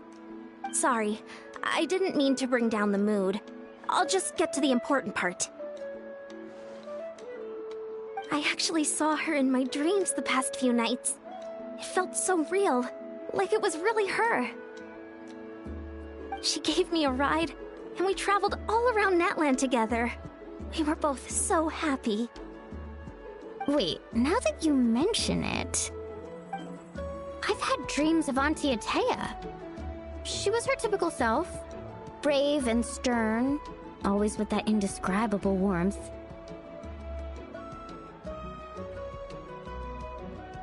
I've never had a dream that felt so real. Just like you said, it felt like I actually got to see her again. So it wasn't just me. Wait, you've had dreams too? Oh, don't tell Paimon you dreamt of your aphids or something. It wasn't just them. Some of the Gramps and Grannies who looked after me were there too. Growing up, I could always hear a degree of guilt in the way they spoke to me. It's why they never asked anything of me. Why they gave me so much freedom. I never wanted things to be that way. But even in my own dreams, nothing changed. They sounded exactly the same, just like real life. The same thing happened to me. I dreamt of Io's grandparents. Io? Oh, right, your Saurian companion.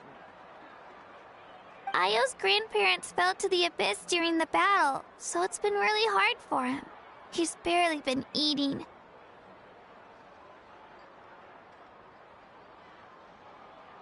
I set up a tent near his home so I could be there for him. And I had a dream that his grandparents came back.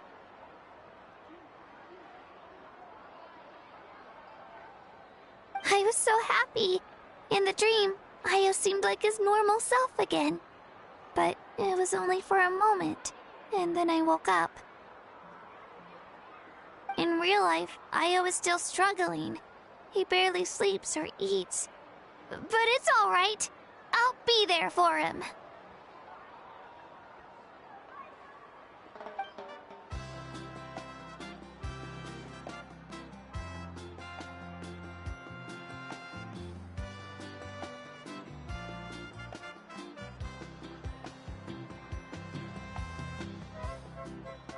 Traveler? Chaska? Did you two... Oh, sorry, never mind. When did this become story hour? Still, I have nothing to hide. I dreamt about Koichi. She told me I felt like a completely different person. She said I'm going down the right path, so she doesn't need to pick fights with me anymore. Maybe your dreams felt real, but the Koichi I saw was nothing like her real self. She would never say anything like that to me. It was a dream. Nothing more. Sorry. I shouldn't have brought this up in the first place. It's fine. I'm the one being a buzzkill. Well, what about you, Traveler? Did you have a special dream?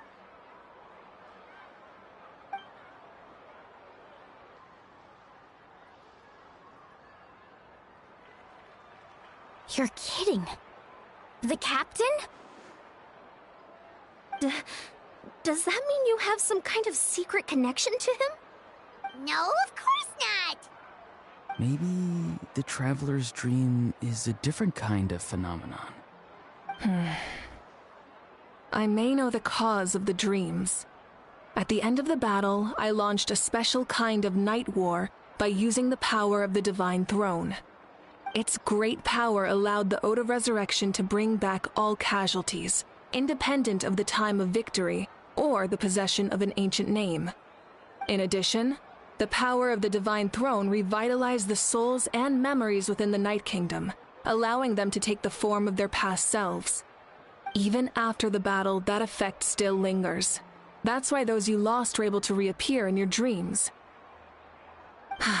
But I agree with Auroron. The Traveler's dream is likely a different matter. The shamans of my tribe often receive visions of the future through dreams. Is that what you're suggesting? Yes, exactly. So, the Traveler saw the captain's future? It's still unclear, but Granny taught me how to interpret dreams. Would it be okay if I tried to take a look? If I can observe your soul, I can find out the key elements of the dream.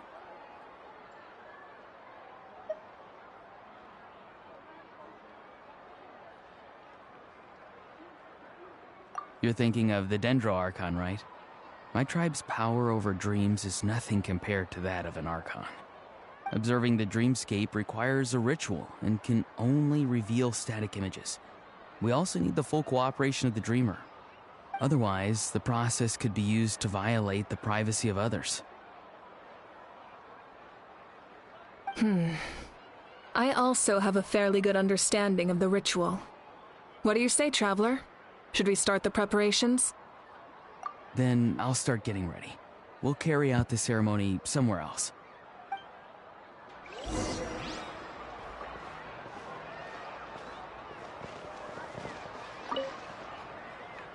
You've got me curious about this dream, too. Be sure to come back and tell us what you learn. Yeah, and let us know if you need any help.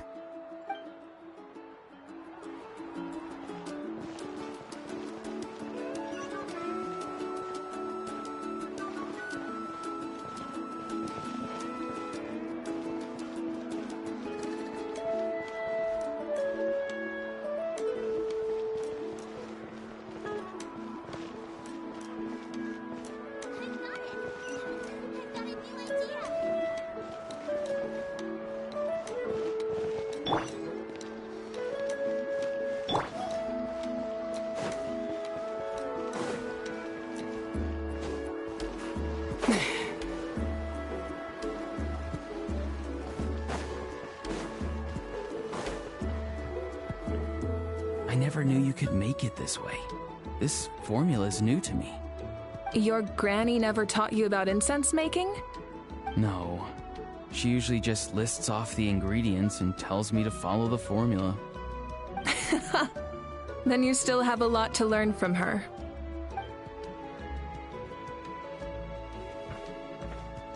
All right, we're ready, Traveler.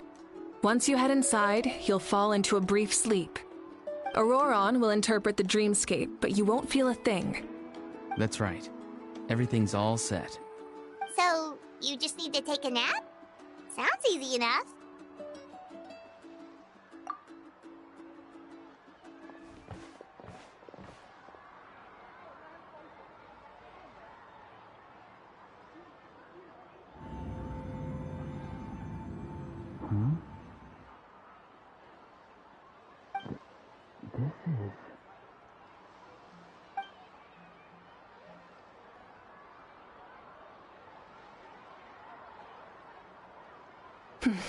Here, have some water. It'll help to clear your head. You're awake already, Traveler? That was fast.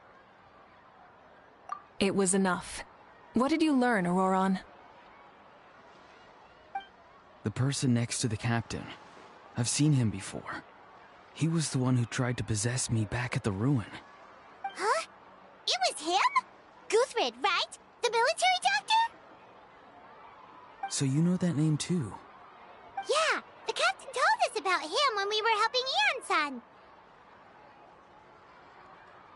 He was the one who developed the draft of lucidity, a drug that could help people with hallucinations. I see. After the battle, I returned to my tribe and began searching through our records of the catastrophe 500 years ago. Even though my encounter with him was brief, I managed to track down some information. The record said he was cold and decisive. Like the captain, he was formidable in battle, but the two upheld very different ideas of justice. So, he didn't have the captain's sense of... honor? That makes sense.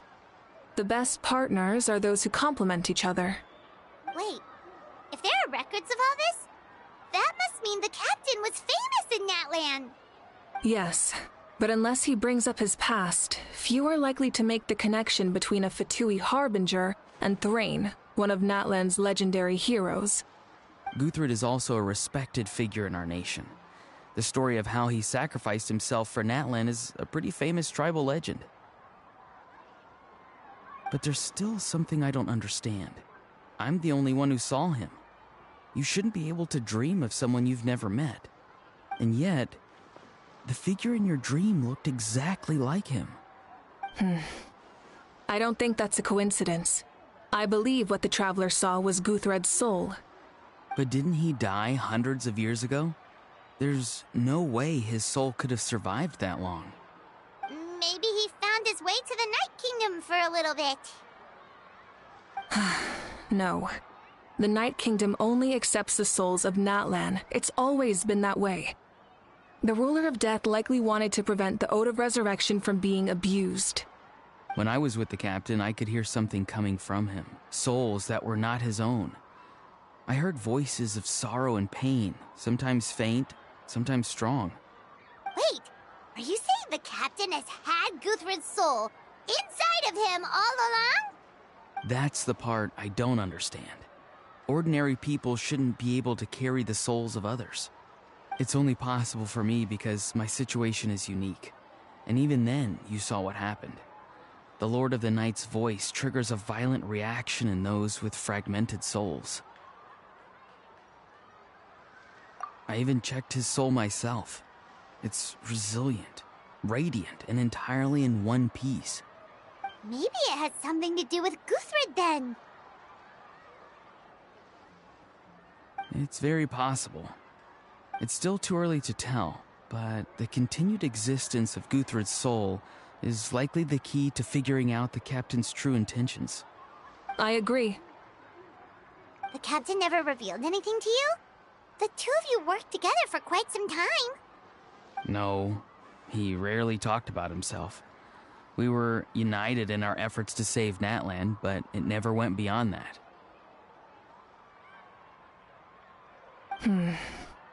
Let's come back to this later. One final step, and we save Natlan for good. That must be our focus. I'll tell the officials at the Speaker's Chamber to monitor the captain. Nevertheless, I doubt his goal will interfere with our plan. Yeah, he's definitely up to something. But there are far more important things for Paimon to worry about. Like if Paimon had to rate her level of worry, the captain gets maybe 50 points. But considering the final battle, you two get at least 2,000! In any case, conjecture will only get us so far. It might be more useful for you to ask the captain directly, Auroron. With any luck, he might just tell you the truth. Huh? Me? Don't tell me you haven't noticed his respect for you. The first of the Fatui Harbingers doesn't work with just anyone. Fortune favors the bold. So if you ask me, posing the question directly is the wiser choice. I'm not so sure, but I'll give it a try. All right, let's head back and enjoy the party.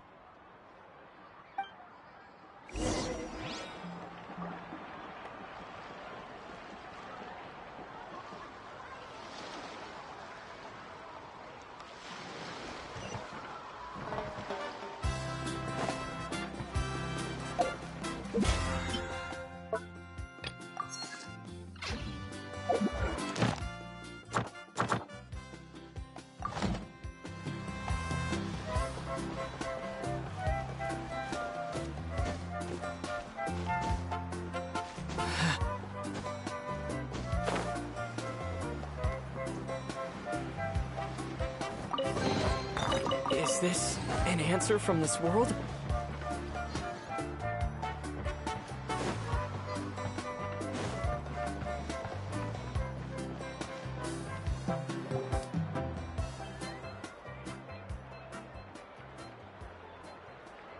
Thank you so much for coming, everyone!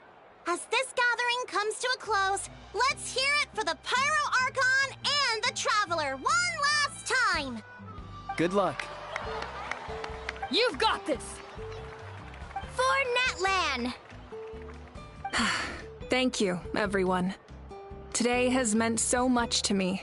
It's been a long time since I had the chance to truly relax. Yeah, today was great.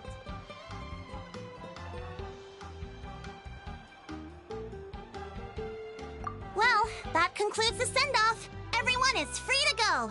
Any volunteers willing to stick around for cleanup, follow me! Oh, I'm in.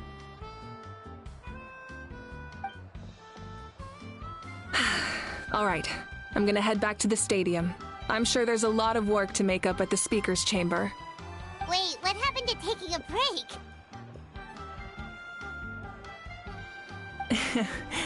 There is no break from the responsibilities of an Archon. Anyone else heading to the stadium? We can go together. Yeah, I'll come. There's a few things I want to pick up before I head home. No one really needs a peacemaker right now, so I think I'll spend some time with my parents. Okay, see you soon!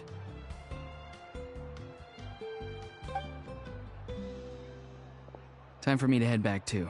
Oh, wait. I should stop by Aoife's place first. I need to make sure he's taking care of my radishes. Of course you do. Well, safe travels. I should also get going. Bye for now, everyone. Oh, wait! Paimon wanted to ask something. Where was the How this whole time? A How's not exactly a good party guest. Unless you prefer parties with less food and more insults. What goes around comes around.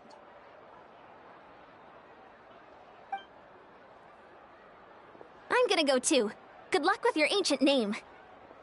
Not sure if you already know this, but being the first bearer of your name is a huge honor in Natlan. It comes with a lot of responsibility. But I'm sure your deeds will be remembered for generations to come. I believe in you. Well, I guess I should head out too. It's gonna be super late by the time I get back.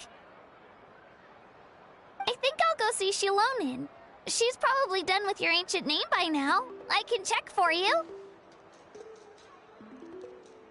Yeah, Shilonin is an amazing engraver. She usually works really fast. But your ancient name is a special case, so I can't say for sure. Well, we also don't have anything to do, so why don't we go together?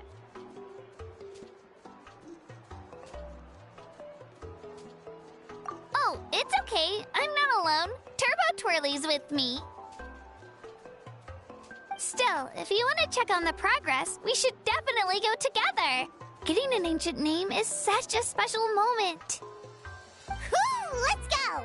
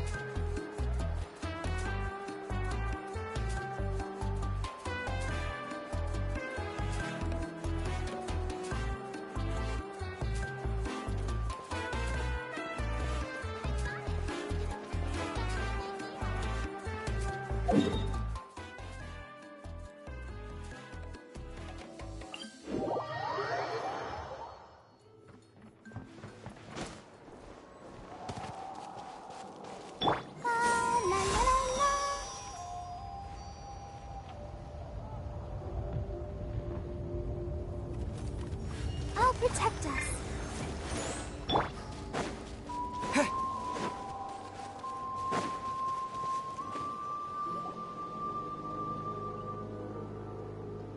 Hey, remember when you first arrived in Natlan? It was still light out, and we traveled on this road together. It was the day before the pilgrimage, and we met up with Kanich and Mualani. Wow, feels like it was just yesterday.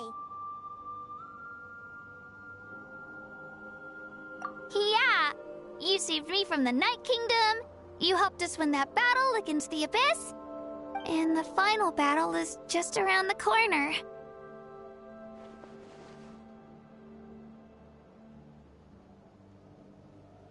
Huh? Oh yeah, you're right.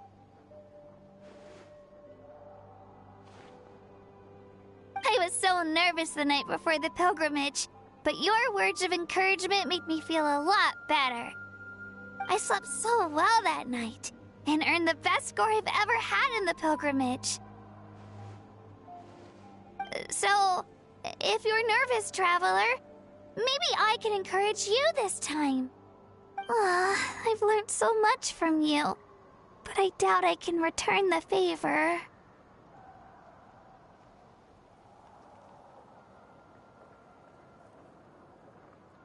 I knew it! I really look up to your bravery, traveler. Alright, let's keep going.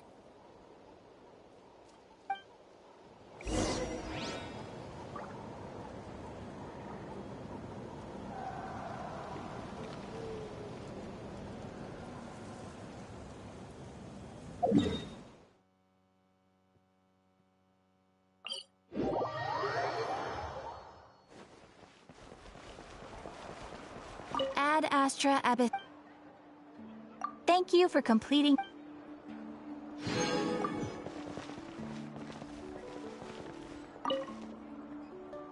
Got it. I won't let a house scare anyone. Scare people?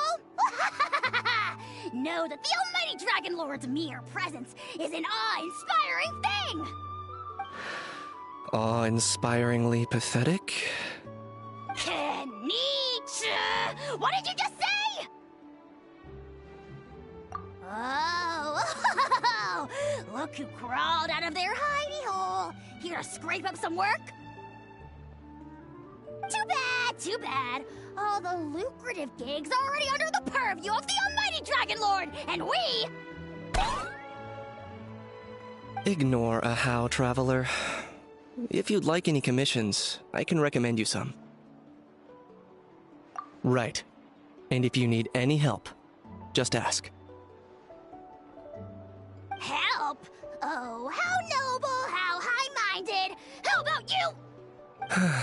Shut it, Ahau. Save your breath for the monsters we'll be fighting.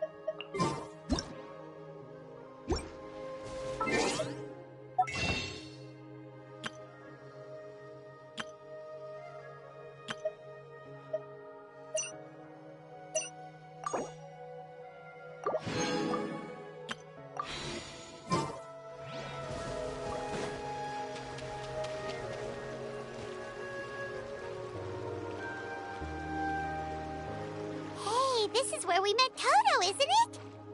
Yeah, but Toto probably won't be able to come back here for a while. During the battle, Toto refused to leave this place. Monsters started closing in and he got really injured. But an amazing doctor saved his life. The doctor said he refused to leave because of his territorial instincts. I have a different idea, though. Toto is a gentle creature. He's not aggressive or territorial. He loves his home and wants to share that with everyone in the area. I don't like conflict or violence either. Toto and I are similar in that way. But we want to protect the things we love from being destroyed.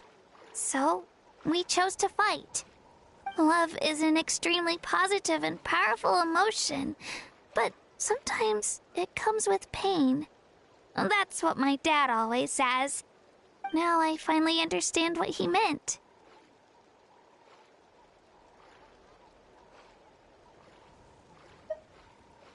It's alright. This will all be over soon. The fact that I was born in this era, that I got to meet legendary heroes like you and our Archon, actually makes me feel really lucky. I've always wanted to see what Natlan would be like without the Abyss. And now, that day is just around the corner. I know you two can win this. Yeah, it's time to get this over with. We've still got a long journey ahead of us.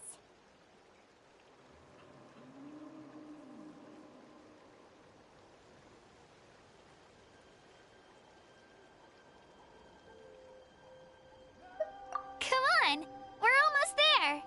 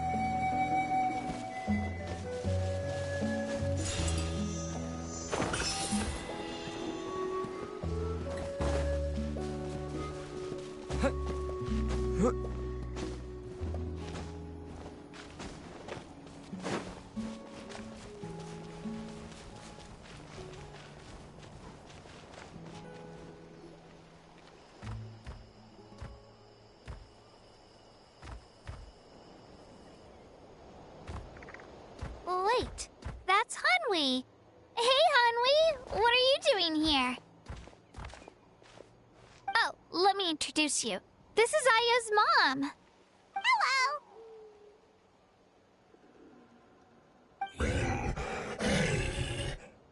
Oh no, you seem worried. Is something wrong? She left. Come on, let's follow her.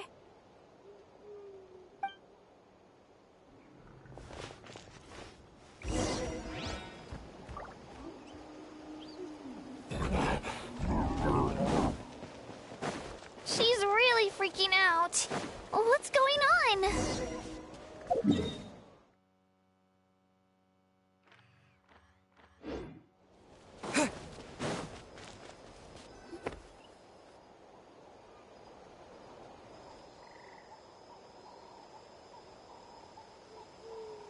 Oh, it's because of Io. Aw, still no change, huh? Poor thing. Oh, right. You said Io's grandparents died in the battle. Yeah. When the Abyss attacked, Io's entire family fought to defend our tribe. Io's parents made it through, but his grandparents weren't so lucky. The whole family was really close, and now Io barely sleeps or eats. All he wants to do is look for them. Maybe he thinks his grandparents are still out there somewhere, but there's no bringing them back. Hey, Io. It's me. Feeling any better? I brought some steak for you. I know it's your favorite, and it's still warm. Want some? Nope. It's like he doesn't even know I'm here. Traveler, doesn't this situation remind you of abyssal corrosion syndrome? Huh? What's abyssal corrosion syndrome? According to the captain, it's a kind of mental disorder that results from abyssal contamination, even after its power has been purified. It can cause hallucinations, mental breakdowns.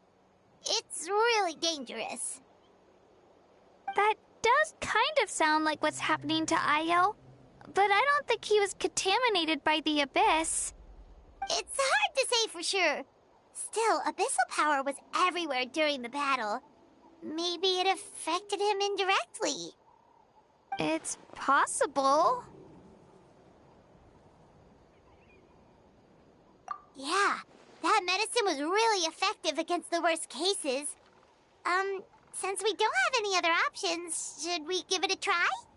Okay, but just a small amount. Since it was developed for humans, it might have a different effect on a Saurian. Yeah, better safe than sorry.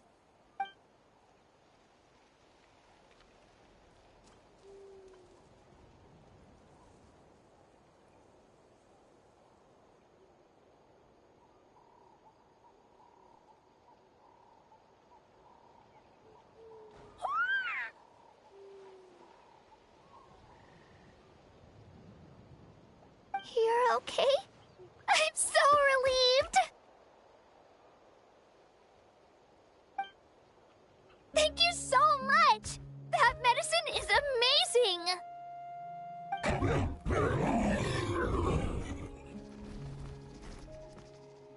Done eating, Io? Then you should get some rest. You've barely slept these past few days. Okay. You're full of energy, aren't you? Fine, I won't nag you. Just don't overdo it. Thank you so much, you two. You helped save Io.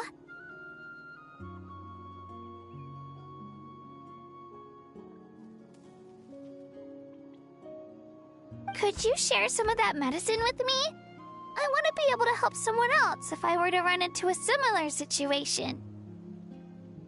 Of course. You know, I used to take a lot of things for granted. Growing up, it's easy to think that everything around you will just exist forever. But the battle taught me that very few things in life are permanent. Like this path, for example.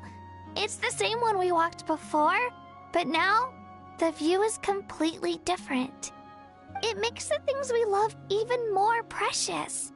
So, I want to do as much as I can to defend my family and friends, so I can move forward without regrets.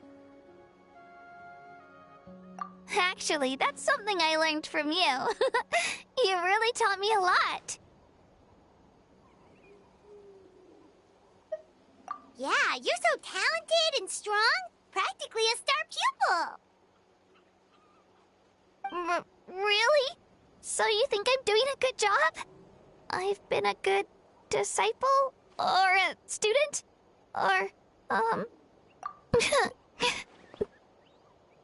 Thank you. I won't let you down. I'll train even harder tomorrow. All right. We're not far from the tribe. Let's go. Bye, Io. Bye, Hanwi. Bye, Onpeo.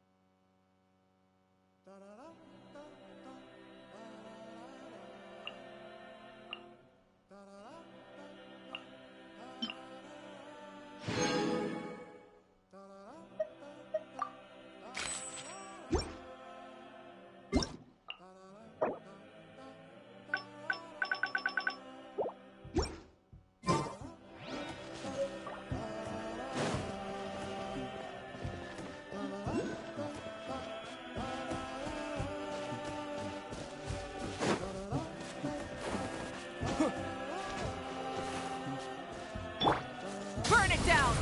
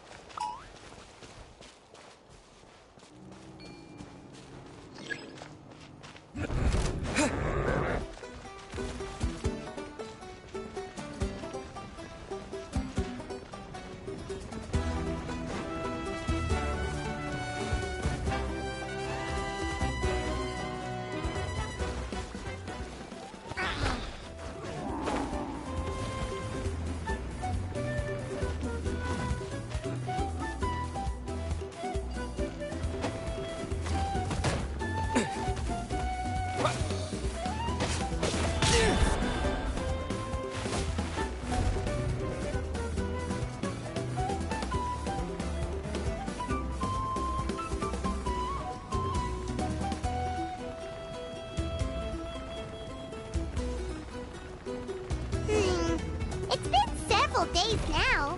Wonder if Plasoli has finished making the Blaze Gem inscription. Since Neshka's birthday is around the corner, let's go to the tribe and buy some things, and then pay the family a visit.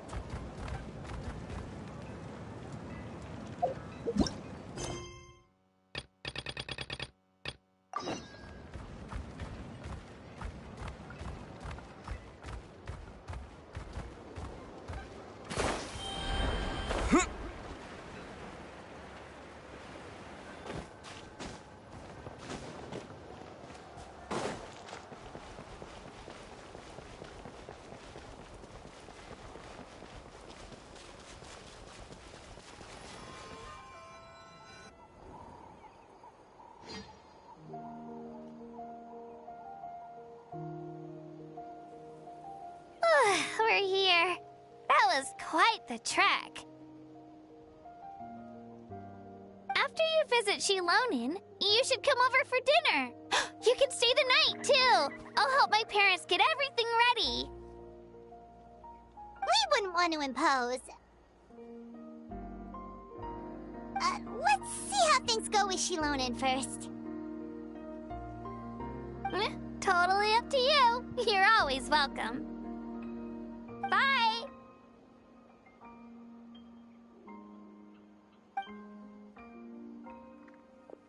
When you think about it, we actually haven't known Kachina that long. Our journey in Natland feels like it just started, and now it's about to end.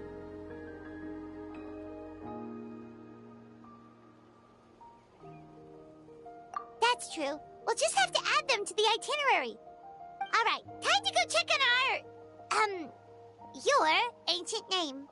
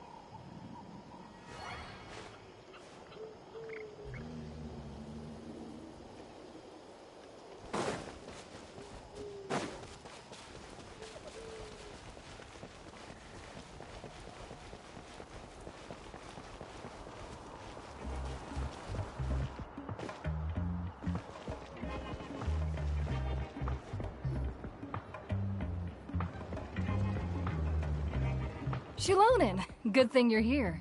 I'm wondering if I can... Oh, the shelf on the left, second row down, first X on the right. That one's yours. And the garden hoe belongs to Ignal, and the hammer is Pakal's, so make sure you take the one that's yours. I haven't even said why I'm here. But looks like you're about to head out for a break. Yes, but I am going to take it right here. The temperature is just perfect today. Really? But doesn't it feel a lot hotter than usual? I really don't want to stay out in this heat. Exactly. In hot weather like this, customers don't tend to stick around and talk when they're coming to place orders or pick up the goods. I see. Oh, here comes another customer. I'll just leave you to it then, and pick up my axe. Sure, sounds good to me. Hey, Shilonin! Oh, Traveler, Paimon! We meet again. You two seem to be in good spirits.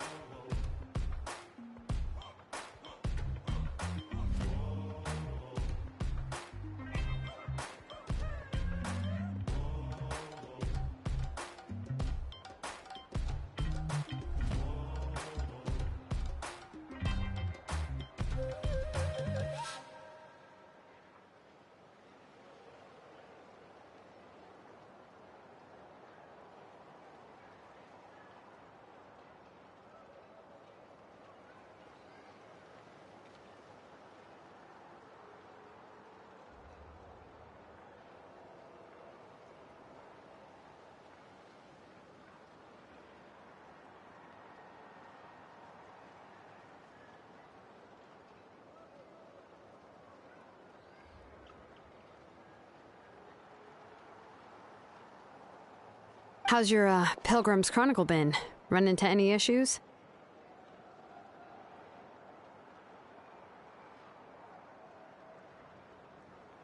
Oh, good. It was also my first time receiving a Pilgrim's Chronicle. Even though I've already turned it over to you, there are still a lot of things that could go wrong, so I wasn't sure if there'd be any issues. Huh?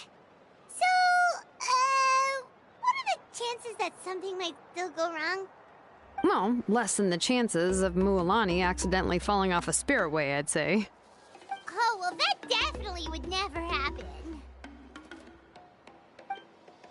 I found the Exhilonin. Thanks a lot. By the way, Nichka's birthday's coming up real soon. Are you planning to visit her? I've prepared a gift, and was just getting ready to take it to her. You're not planning on giving the kid a full set of pliers again, are you? Or, let me guess, woodworking tools?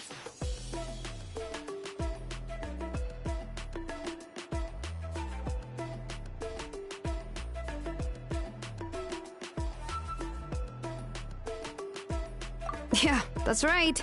Flowers will wither and toys will break, and snacks are quickly forgotten once they're eaten. But a set of durable work tools will always stay with you and get you through many sticky situations. Well, still, I won't be giving Nichka any tools this year. She wrote me a letter saying that she'd like a copy of To Kill the Brave. The book is not what you call a bestseller, but luckily, I have a few copies in my collection. They were really old editions that were published a long time ago, but they should still be readable. Children her age love fairy tales. The last time I was at Thesoli's, I even brought Nichka... Wait. What did I bring her again? It must have been her favorite thing, but, why can't I remember it anymore? Oh, it is quite hot today. Seems you're about to pass out from the heat. Do you even remember your own name? My memory can't be this bad. It's just these last few days. I've been forgetting things for some odd reason. Well, in that case, why don't you use the Blaze Gem inscription you have as a memo to engrave some important things to remember? After all, that inscription will never wear out, and it's easy to carry. I'd say that's quite a fitting use for it. You do have a point, but my inscription is almost already full. No. I engraved some wishes on my Blaze Gem inscription. You know, just some dreams that I have for the future and things I'd like to accomplish one day. Even though Thesoli has said that from an aesthetic point of view, it would be best for people to keep their inscription short, this Blaze Gem inscription was still made by a name engraver, the forger of ancient names themselves. Everyone thinks that the inscription she made might have some wondrous powers. So, many people who bought Blaze Gem inscriptions engraved their wishes and dreams on them, in hopes that they would come true. Sounds kinda like a wish granter. But if you do that, won't everyone be able to see your wishes and dreams?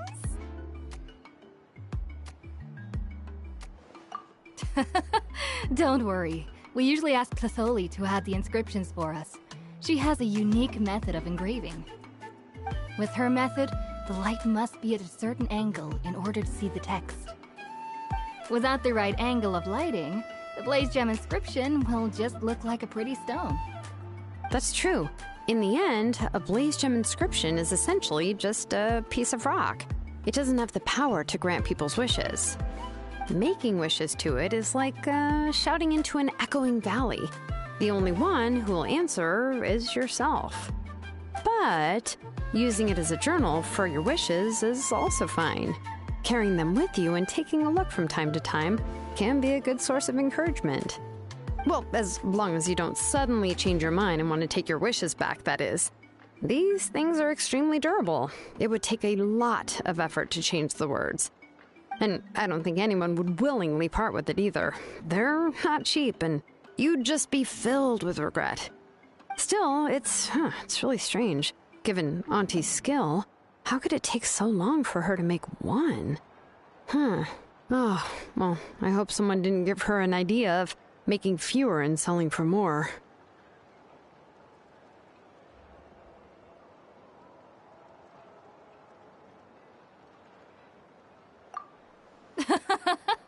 It's true. Chevin would totally have put that in her ear. Still, I don't think it's such a bad thing for Thesoli to make some money by selling these. At least she and little Nichka are better off now, and won't have to worry about the cost of treating her illness anymore. I was really worried about their family at first, and was even planning to send them some...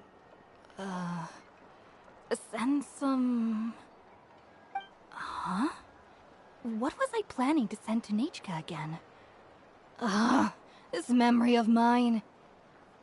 All right, if you stay out in the heat for any longer, I'm afraid even the inscription won't be able to save your memory.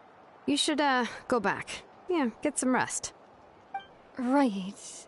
Right. Please give my regards to Tlisoli and Nichka.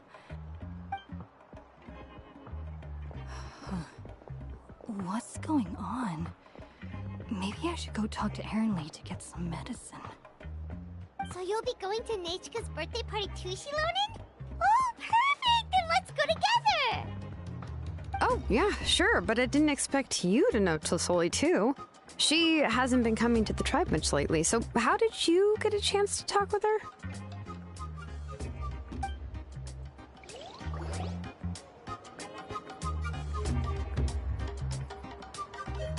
Oh, so that's how you met her. She even wants to use volcanic crystal as a forging material. I guess she's really pulling out all the stops for her daughter.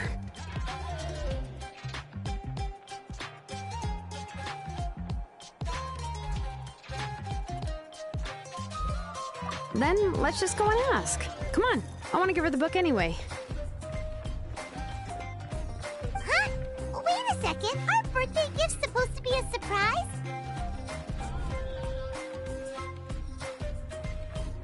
If we ask Nichka, then she'll know what gift we'll be getting her, and that would ruin the surprise! But if you don't ask her, then how will you know what kind of present she would like? Here's another idea. Perhaps you can also give her a storybook based on what she wrote in her letter. That might be a good option.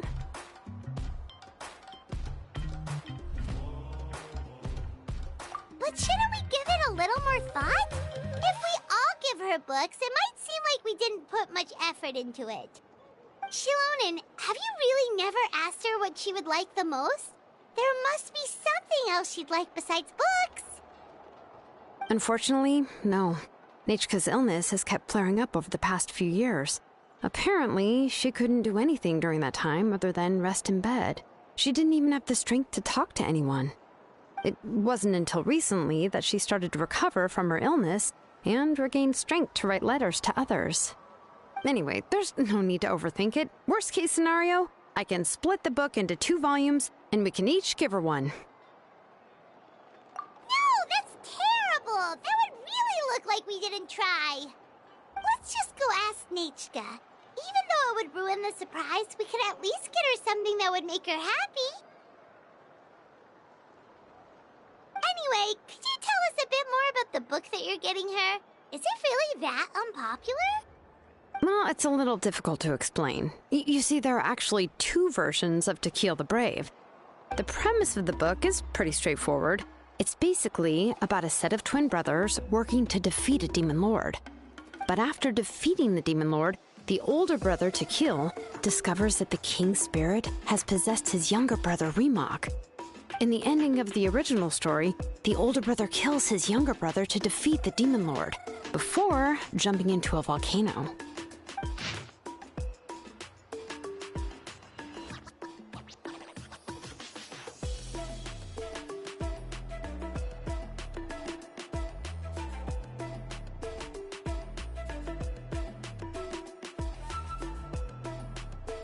I remember there was one line that was super popular at the time.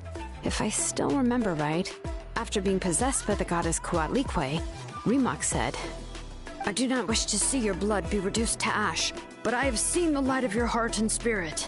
Remember my name, brother. As long as you remember me, I will never have left."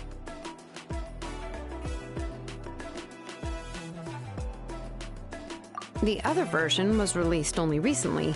The author heard a suggestion from someone and suddenly decided to try and make a stake in the fairy tale market, so the story was revised. In the revised version, the brothers killed the demon lord together and both survived. According to the author, this gave the story a happy ever after kind of ending. However, the revised version was not well received. After a month on the market, it had hardly sold any copies and the books were collecting dust on the store shelves. The store owners desperately tried to get rid of the book and have resorted to all sorts of promotions and discounts to sell it. Even now, the only edition of To Kill the Brave you can find in the market is the newer one, whereas the older edition is nearly impossible to find. Anyway, I couldn't bring myself to give such a poorly rated book to Nechka, so I spent a few days looking and managed to find a few copies of the old edition in a warehouse.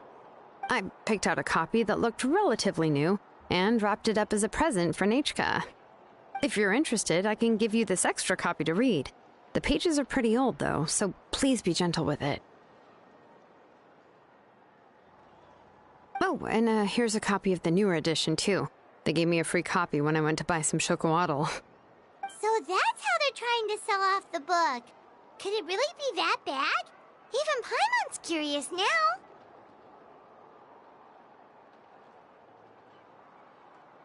Let's get going. Tlasoli lives pretty far from the tribe, so it'll take us some time to get there.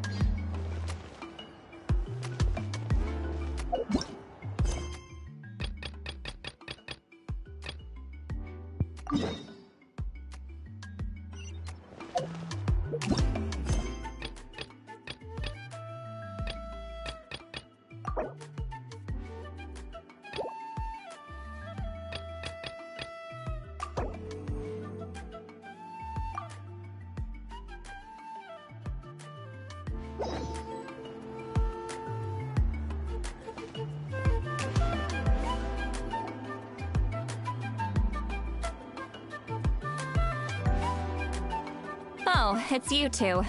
The party's over, I'm guessing? You knew about that? Of course. Everyone in Natlan is rooting for you. Shilonen is working on the last part of your ancient name. It's best not to bother her when she's in the zone. Your name is a special case. There were quite a few headaches along the way, which slowed the progress.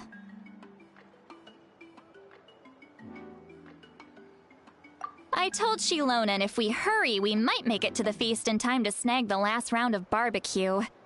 I was just teasing, but she gave it some serious thought, nodded, and really hit the ground running after that. It's like my joke lit a fire under her or something. Sounds like she really wanted that barbecue. Yeah, it's a favorite in her tribe. I bet she still hasn't realized the feast is already over. Wait, should we go make some for her then? I appreciate the thought, but there's no need. I can tell what time it is. The light outside is a dead giveaway. Besides, I knew it was a joke, but we were having a serious conversation at the time, so I decided to give a serious response. Well,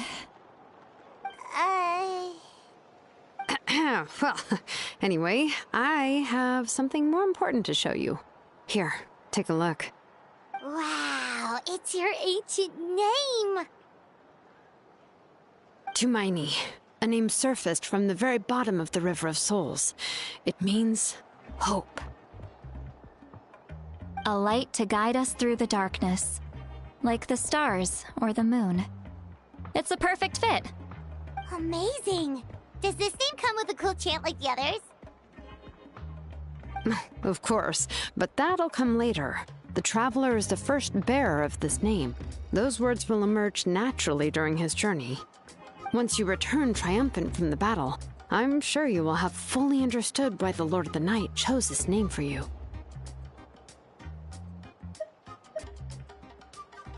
Well, getting this name turned out to be easier than Paimon was expecting.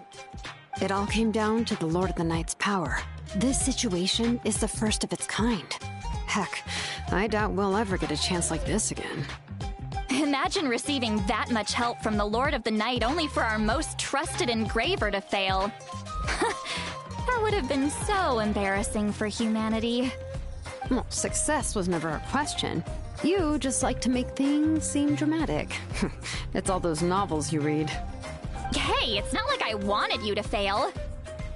When you've been alive as long as me, you learn that anything can happen. Okay, it all worked out in the end. Your name was successfully forged, and it passed all my technical tests. But there's still one more step. We need to make sure the name has accepted you, and will function normally in your possession. An Outlander has never received an ancient name before. I wouldn't be surprised if something equally unprecedented happens when you connect to it. So you're saying it's still too early to celebrate? Well, when it comes to something this important, we can't leave anything to chance. Let's run this final test. Oh, don't worry, the process is simple. We can find a quiet place to test it out after dinner. Basically, I need to observe whether your soul can connect to the ley lines, and make sure there are no signs of rejection. Last time, you essentially barged into the Night Kingdom, but now we must make sure that it will truly accept you. Just leave it to me. I'm a professional. Oh, and you can have the Pilgrim's Chronicle back. Huh? It wasn't destroyed? If forging an ancient name consumed the memories used to create it, the first person to bear the name would never be remembered. The Pilgrim's Chronicle is still the most significant proof of your adventures in Natlan. No need to make a fuss. Let's go eat. I'm starving. Come on, I'll take you to my favorite barbecue place. Barbecue. See? I knew you couldn't resist. Oh, well, I forgot to mention, the place has top-tier alcohol as well. Well, what are we waiting for? Hop to it, people!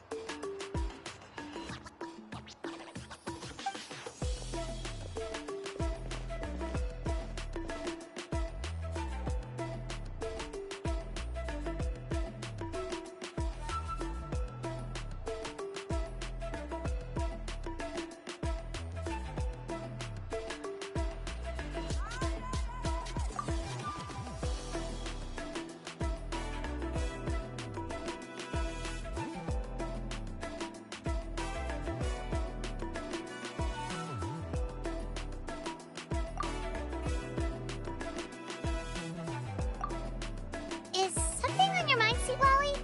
You barely had anything to drink at dinner. I didn't think anything could shake me at this age. But the closer we get to the final battle, the more worried I feel. You have an ancient name now, but the Ode of Resurrection only takes effect if you win. And the Pyro Archon's fate is pointing toward death.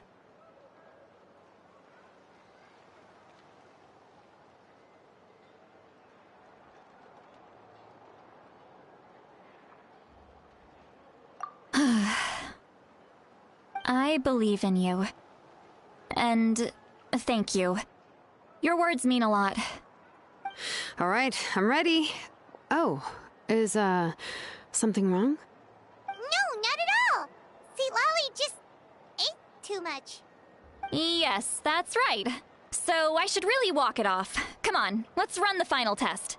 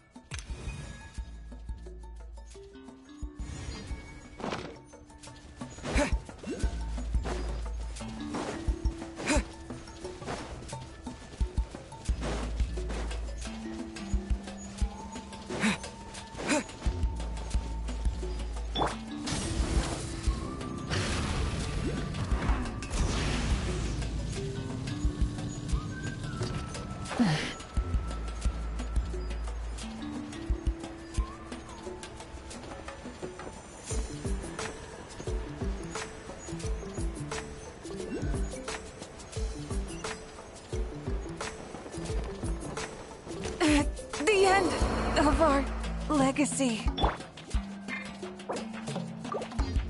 Ready, steady, go!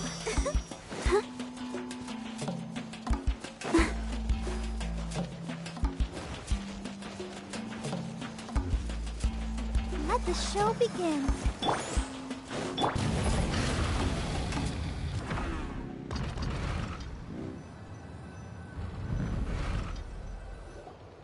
All set, Shilonen? Yeah, just need to check one more thing, and... yeah, okay, we're good. All right, I'll stand next to you and monitor your connection to the ley lines. It shouldn't take long, but you need to look out for one thing. This test relies on the same principles as the Spirit Speaker Stone. I heard about what happened when you used it last time. Oh yeah! Abyssal power kept surging out. If Chaska hadn't destroyed the stone, Vichama would have been consumed by the abyss! That's exactly what I'm worried about. All this time, our final foe has continued to corrode the ley lines from the depths of the Night Kingdom. Your resistance to its power is remarkable, but you need to tell me if anything feels wrong. If either of us notices something off, the test ends. Got it? Don't worry, I'll use elemental power to take care of that. This isn't exactly a picnic in the park, but everyone knows you never leave trash behind. Shilonen, I'm ready to start.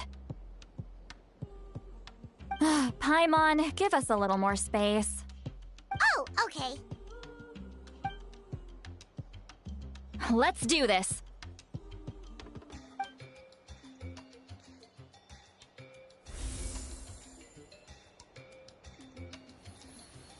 Whoa, that light is beautiful! It's exactly like when we used the Spirit Speaker Stone! Your connection to the ley lines looks good. I can sense the Lord of the Night. Your soul is remarkable. Such a strong presence. Even on par with the Lord of the Night. Looks like the Lord of the Night has accepted this name and acknowledged you as its bearer. No surprise there, considering we only got this far because of her. Stable connection to the ley lines, no unexpected fluctuations, both good signs. How do you feel, Traveler? Then it looks like your ancient name is good to go. That's great news.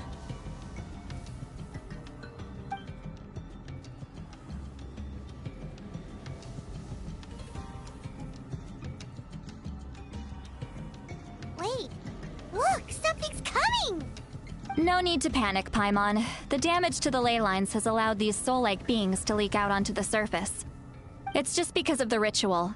It makes it so that everyone can see them. I know they look like ghosts, but it shouldn't last long. Although, there shouldn't be this many. Home. This way. Shilonen, stop the test! We've already confirmed what we came here for. Got it. What's going on? I see. It wasn't just escaped souls. The ritual attracted all the souls in the surrounding area. Surrounding area? The Night Kingdom is getting weaker by the day, especially in its capacity to accept souls. After death, many souls fail to return to the ley lines. Once a soul becomes lost, it can never return to the Night Kingdom. Lost souls can only wander listlessly, gradually fading from existence before disappearing entirely. Please, take me back. I cannot disappear. So the connection we established to the Night Kingdom, that's what drew them here? Yes. The Traveler's soul is powerful, so the echoes coming back from the Night Kingdom were loud and strong. Some of these souls never made it to the ley lines. Others escaped from the Night Kingdom, and even more don't come from Natlan. Complicated doesn't even begin to describe it. So, they've always been around? We just couldn't see them most of the time?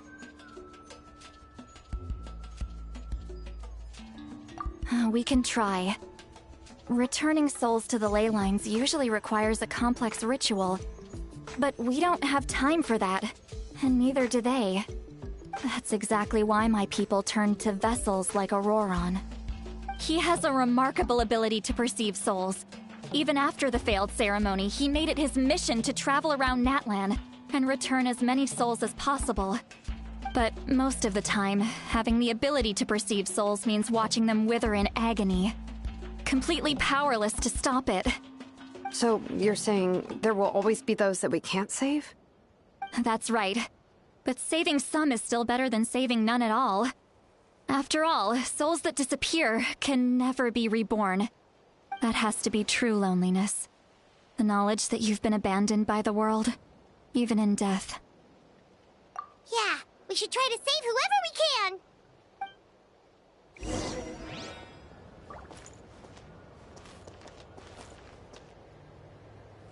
Let's dance.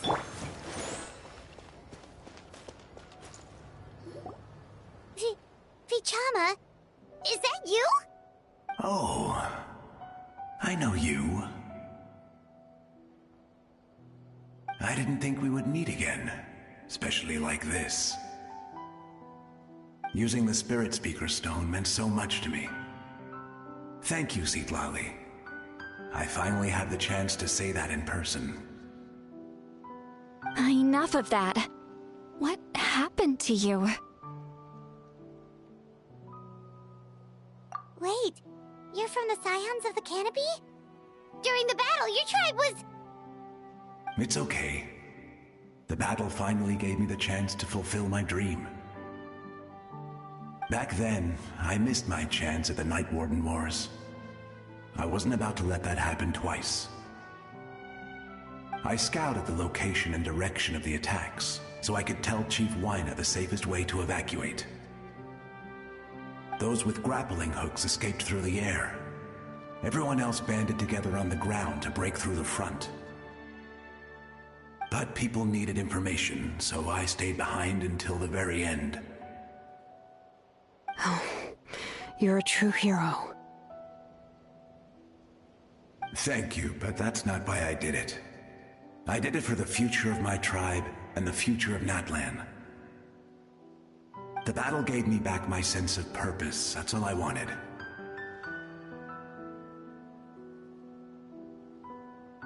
And anyway, I was supposed to see Malco again. I thought we would witness Natlan's rebirth together. But the Night Kingdom rejected me. Even though you're a hero of Natlan? How could that happen? I'm sorry. The Lord of the Night didn't do it on purpose, I can promise you that. The ley lines are in terrible shape. Even the Ode of Resurrection is no longer working like it should. I know. She can't help it, right? I get it. It just feels like fate is mocking me. Even in death, I won't ever get to be with Malco again. No, it hasn't been long since the battle. The door to the Night Kingdom should still be open to you. Give me some time. I'll think of something. Is that even possible? It doesn't matter. I have to try. A hero of Natlan deserves a better fate than this.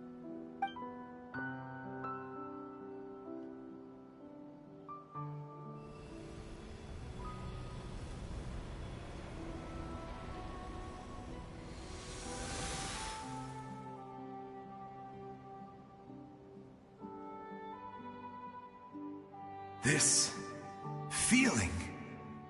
Is this the Night Kingdom? Looks like this method worked on you. Thank you. Thank you so much. People don't always have the nicest things to say about you, but shows what they know. That's a given. I hope you come back to us soon, Vichama. If I may, what about the others? Can you save them too? We're sorry.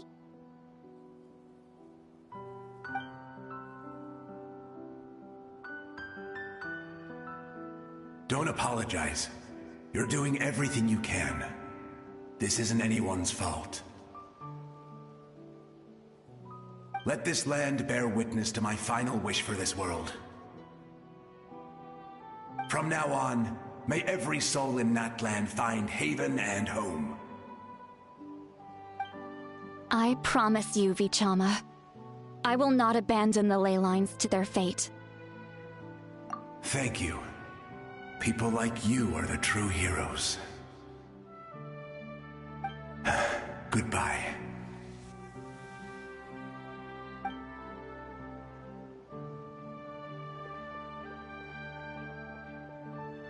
Let me go back. Please, my child is waiting for me. I'm sorry. Too much time has passed. Home. Here. Home. She's one of the souls that overflowed from the Night Kingdom.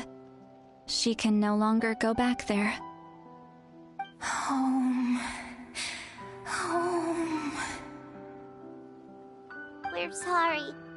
If there was anything we could do... Home.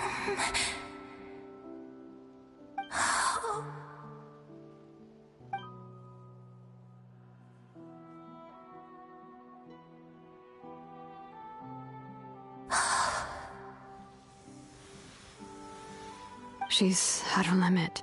Just getting here has taken all her strength.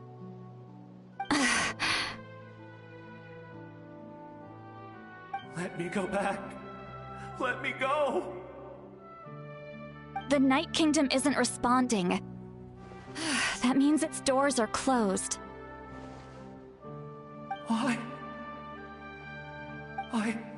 fought my entire life. I believed the Lord of the Night would.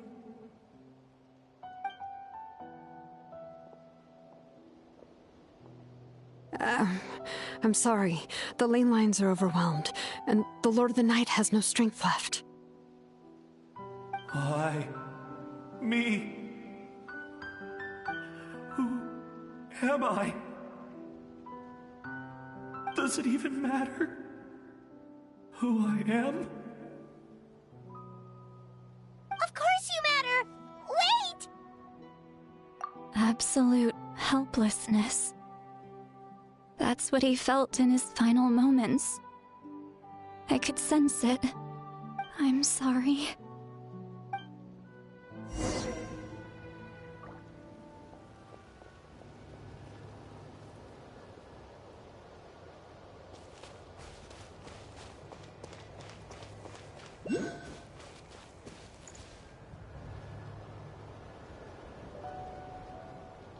Save me!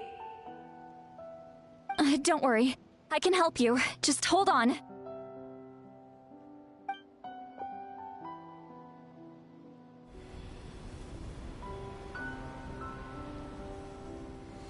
The Night Kingdom. Thank you.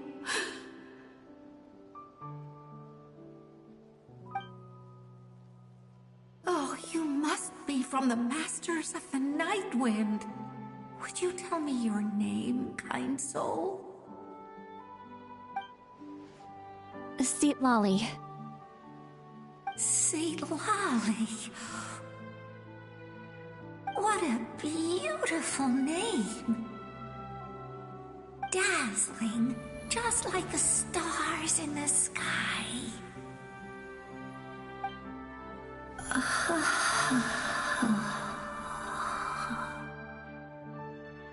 I can't disappear!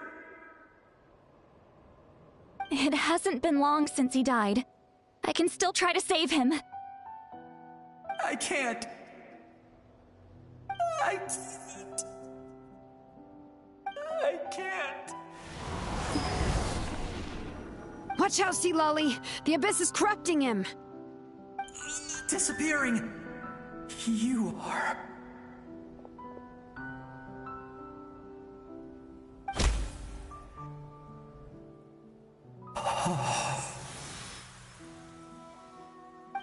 I'm sorry.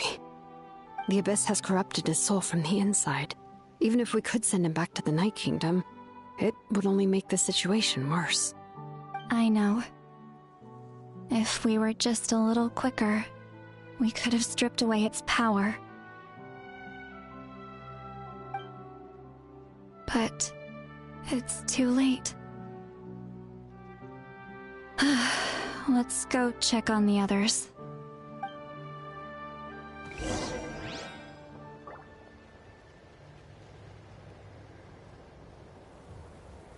I'll protect us. Come on, we can do it.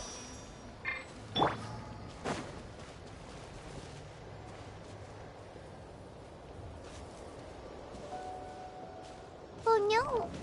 Saurian souls can be affected too? Their souls are still intact. I should be able to help them. Hold on. Is that...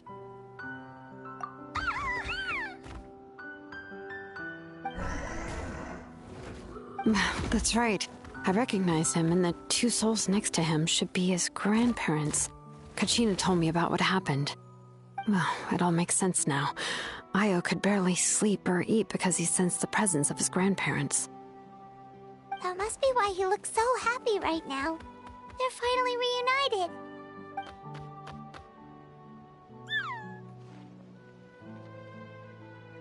When was the last time Io slept? From what Kachina said, it's been a while. He hasn't been doing so hot lately. But now that he's seen his grandparents again, he looks completely at ease. Kachina's taken me to meet Io before. He's always been such an energetic little Saurian. If he didn't want to sleep, even his parents couldn't make him. But whenever his grandparents started to sing to him, he would fall asleep in no time. I think it's a song from when Io's father was a baby, or even before then. That's amazing! Io was so restless earlier, and now he's completely calm!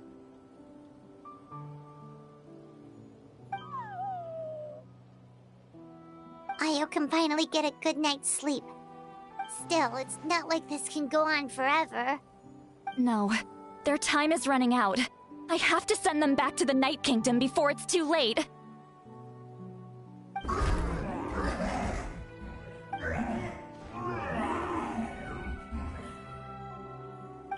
What's wrong with them? They got super angry all of a sudden. They don't want to go. I know you don't want to leave Io, but you can't stay here. You're running out of time. If you don't go back to the Night Kingdom now, you'll disappear in a few days.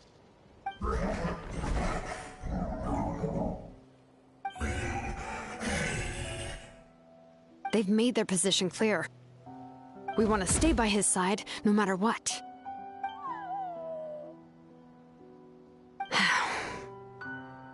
We should respect their decision. I don't want to leave them to that fate. But if this is what they want, then I can't separate them. What fate? You mean like the other lost souls?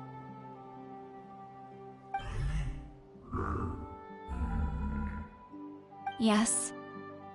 They will gradually fade away, painfully and slowly, until nothing is left.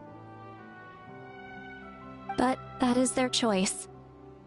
For the next few days, at least Io will get a good night's sleep. That's the only way to prevent more souls from suffering the same fate. Once all traces of abyssal power are removed from the Night Kingdom, the Pyro Archon will restore the ley lines. That's the final step of our plan. So we're not just fighting for the living, but for the dead too. What dream? Oh yeah, you said the captain had a bunch of these kinds of souls with him. maybe they're looking for a home too. But it's impossible for Conrians to enter the Night Kingdom, right? Although it wouldn't be the first time the captain tried to do the impossible.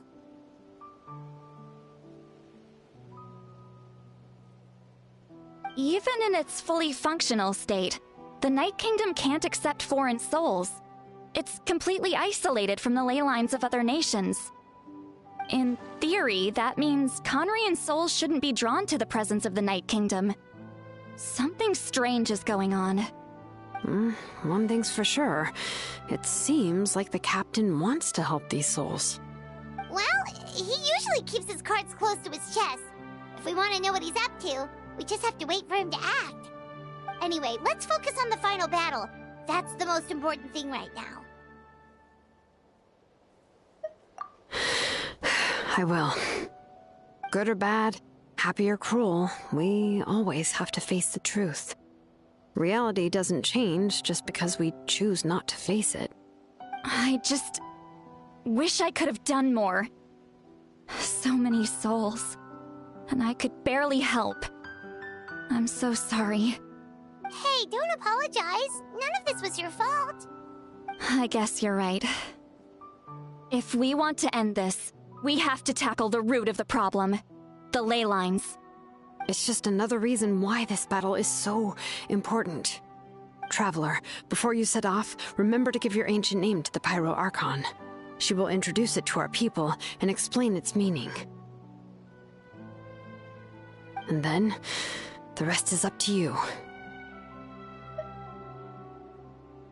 And don't forget, we're all cheering for you.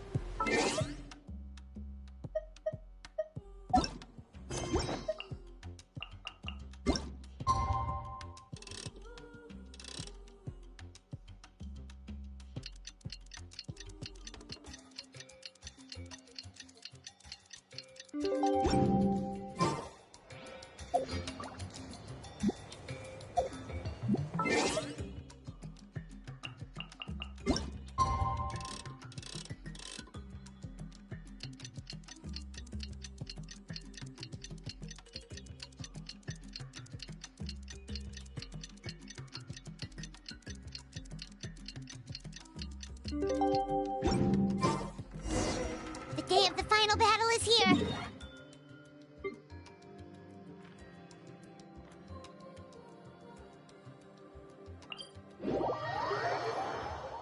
You can do it, Traveler.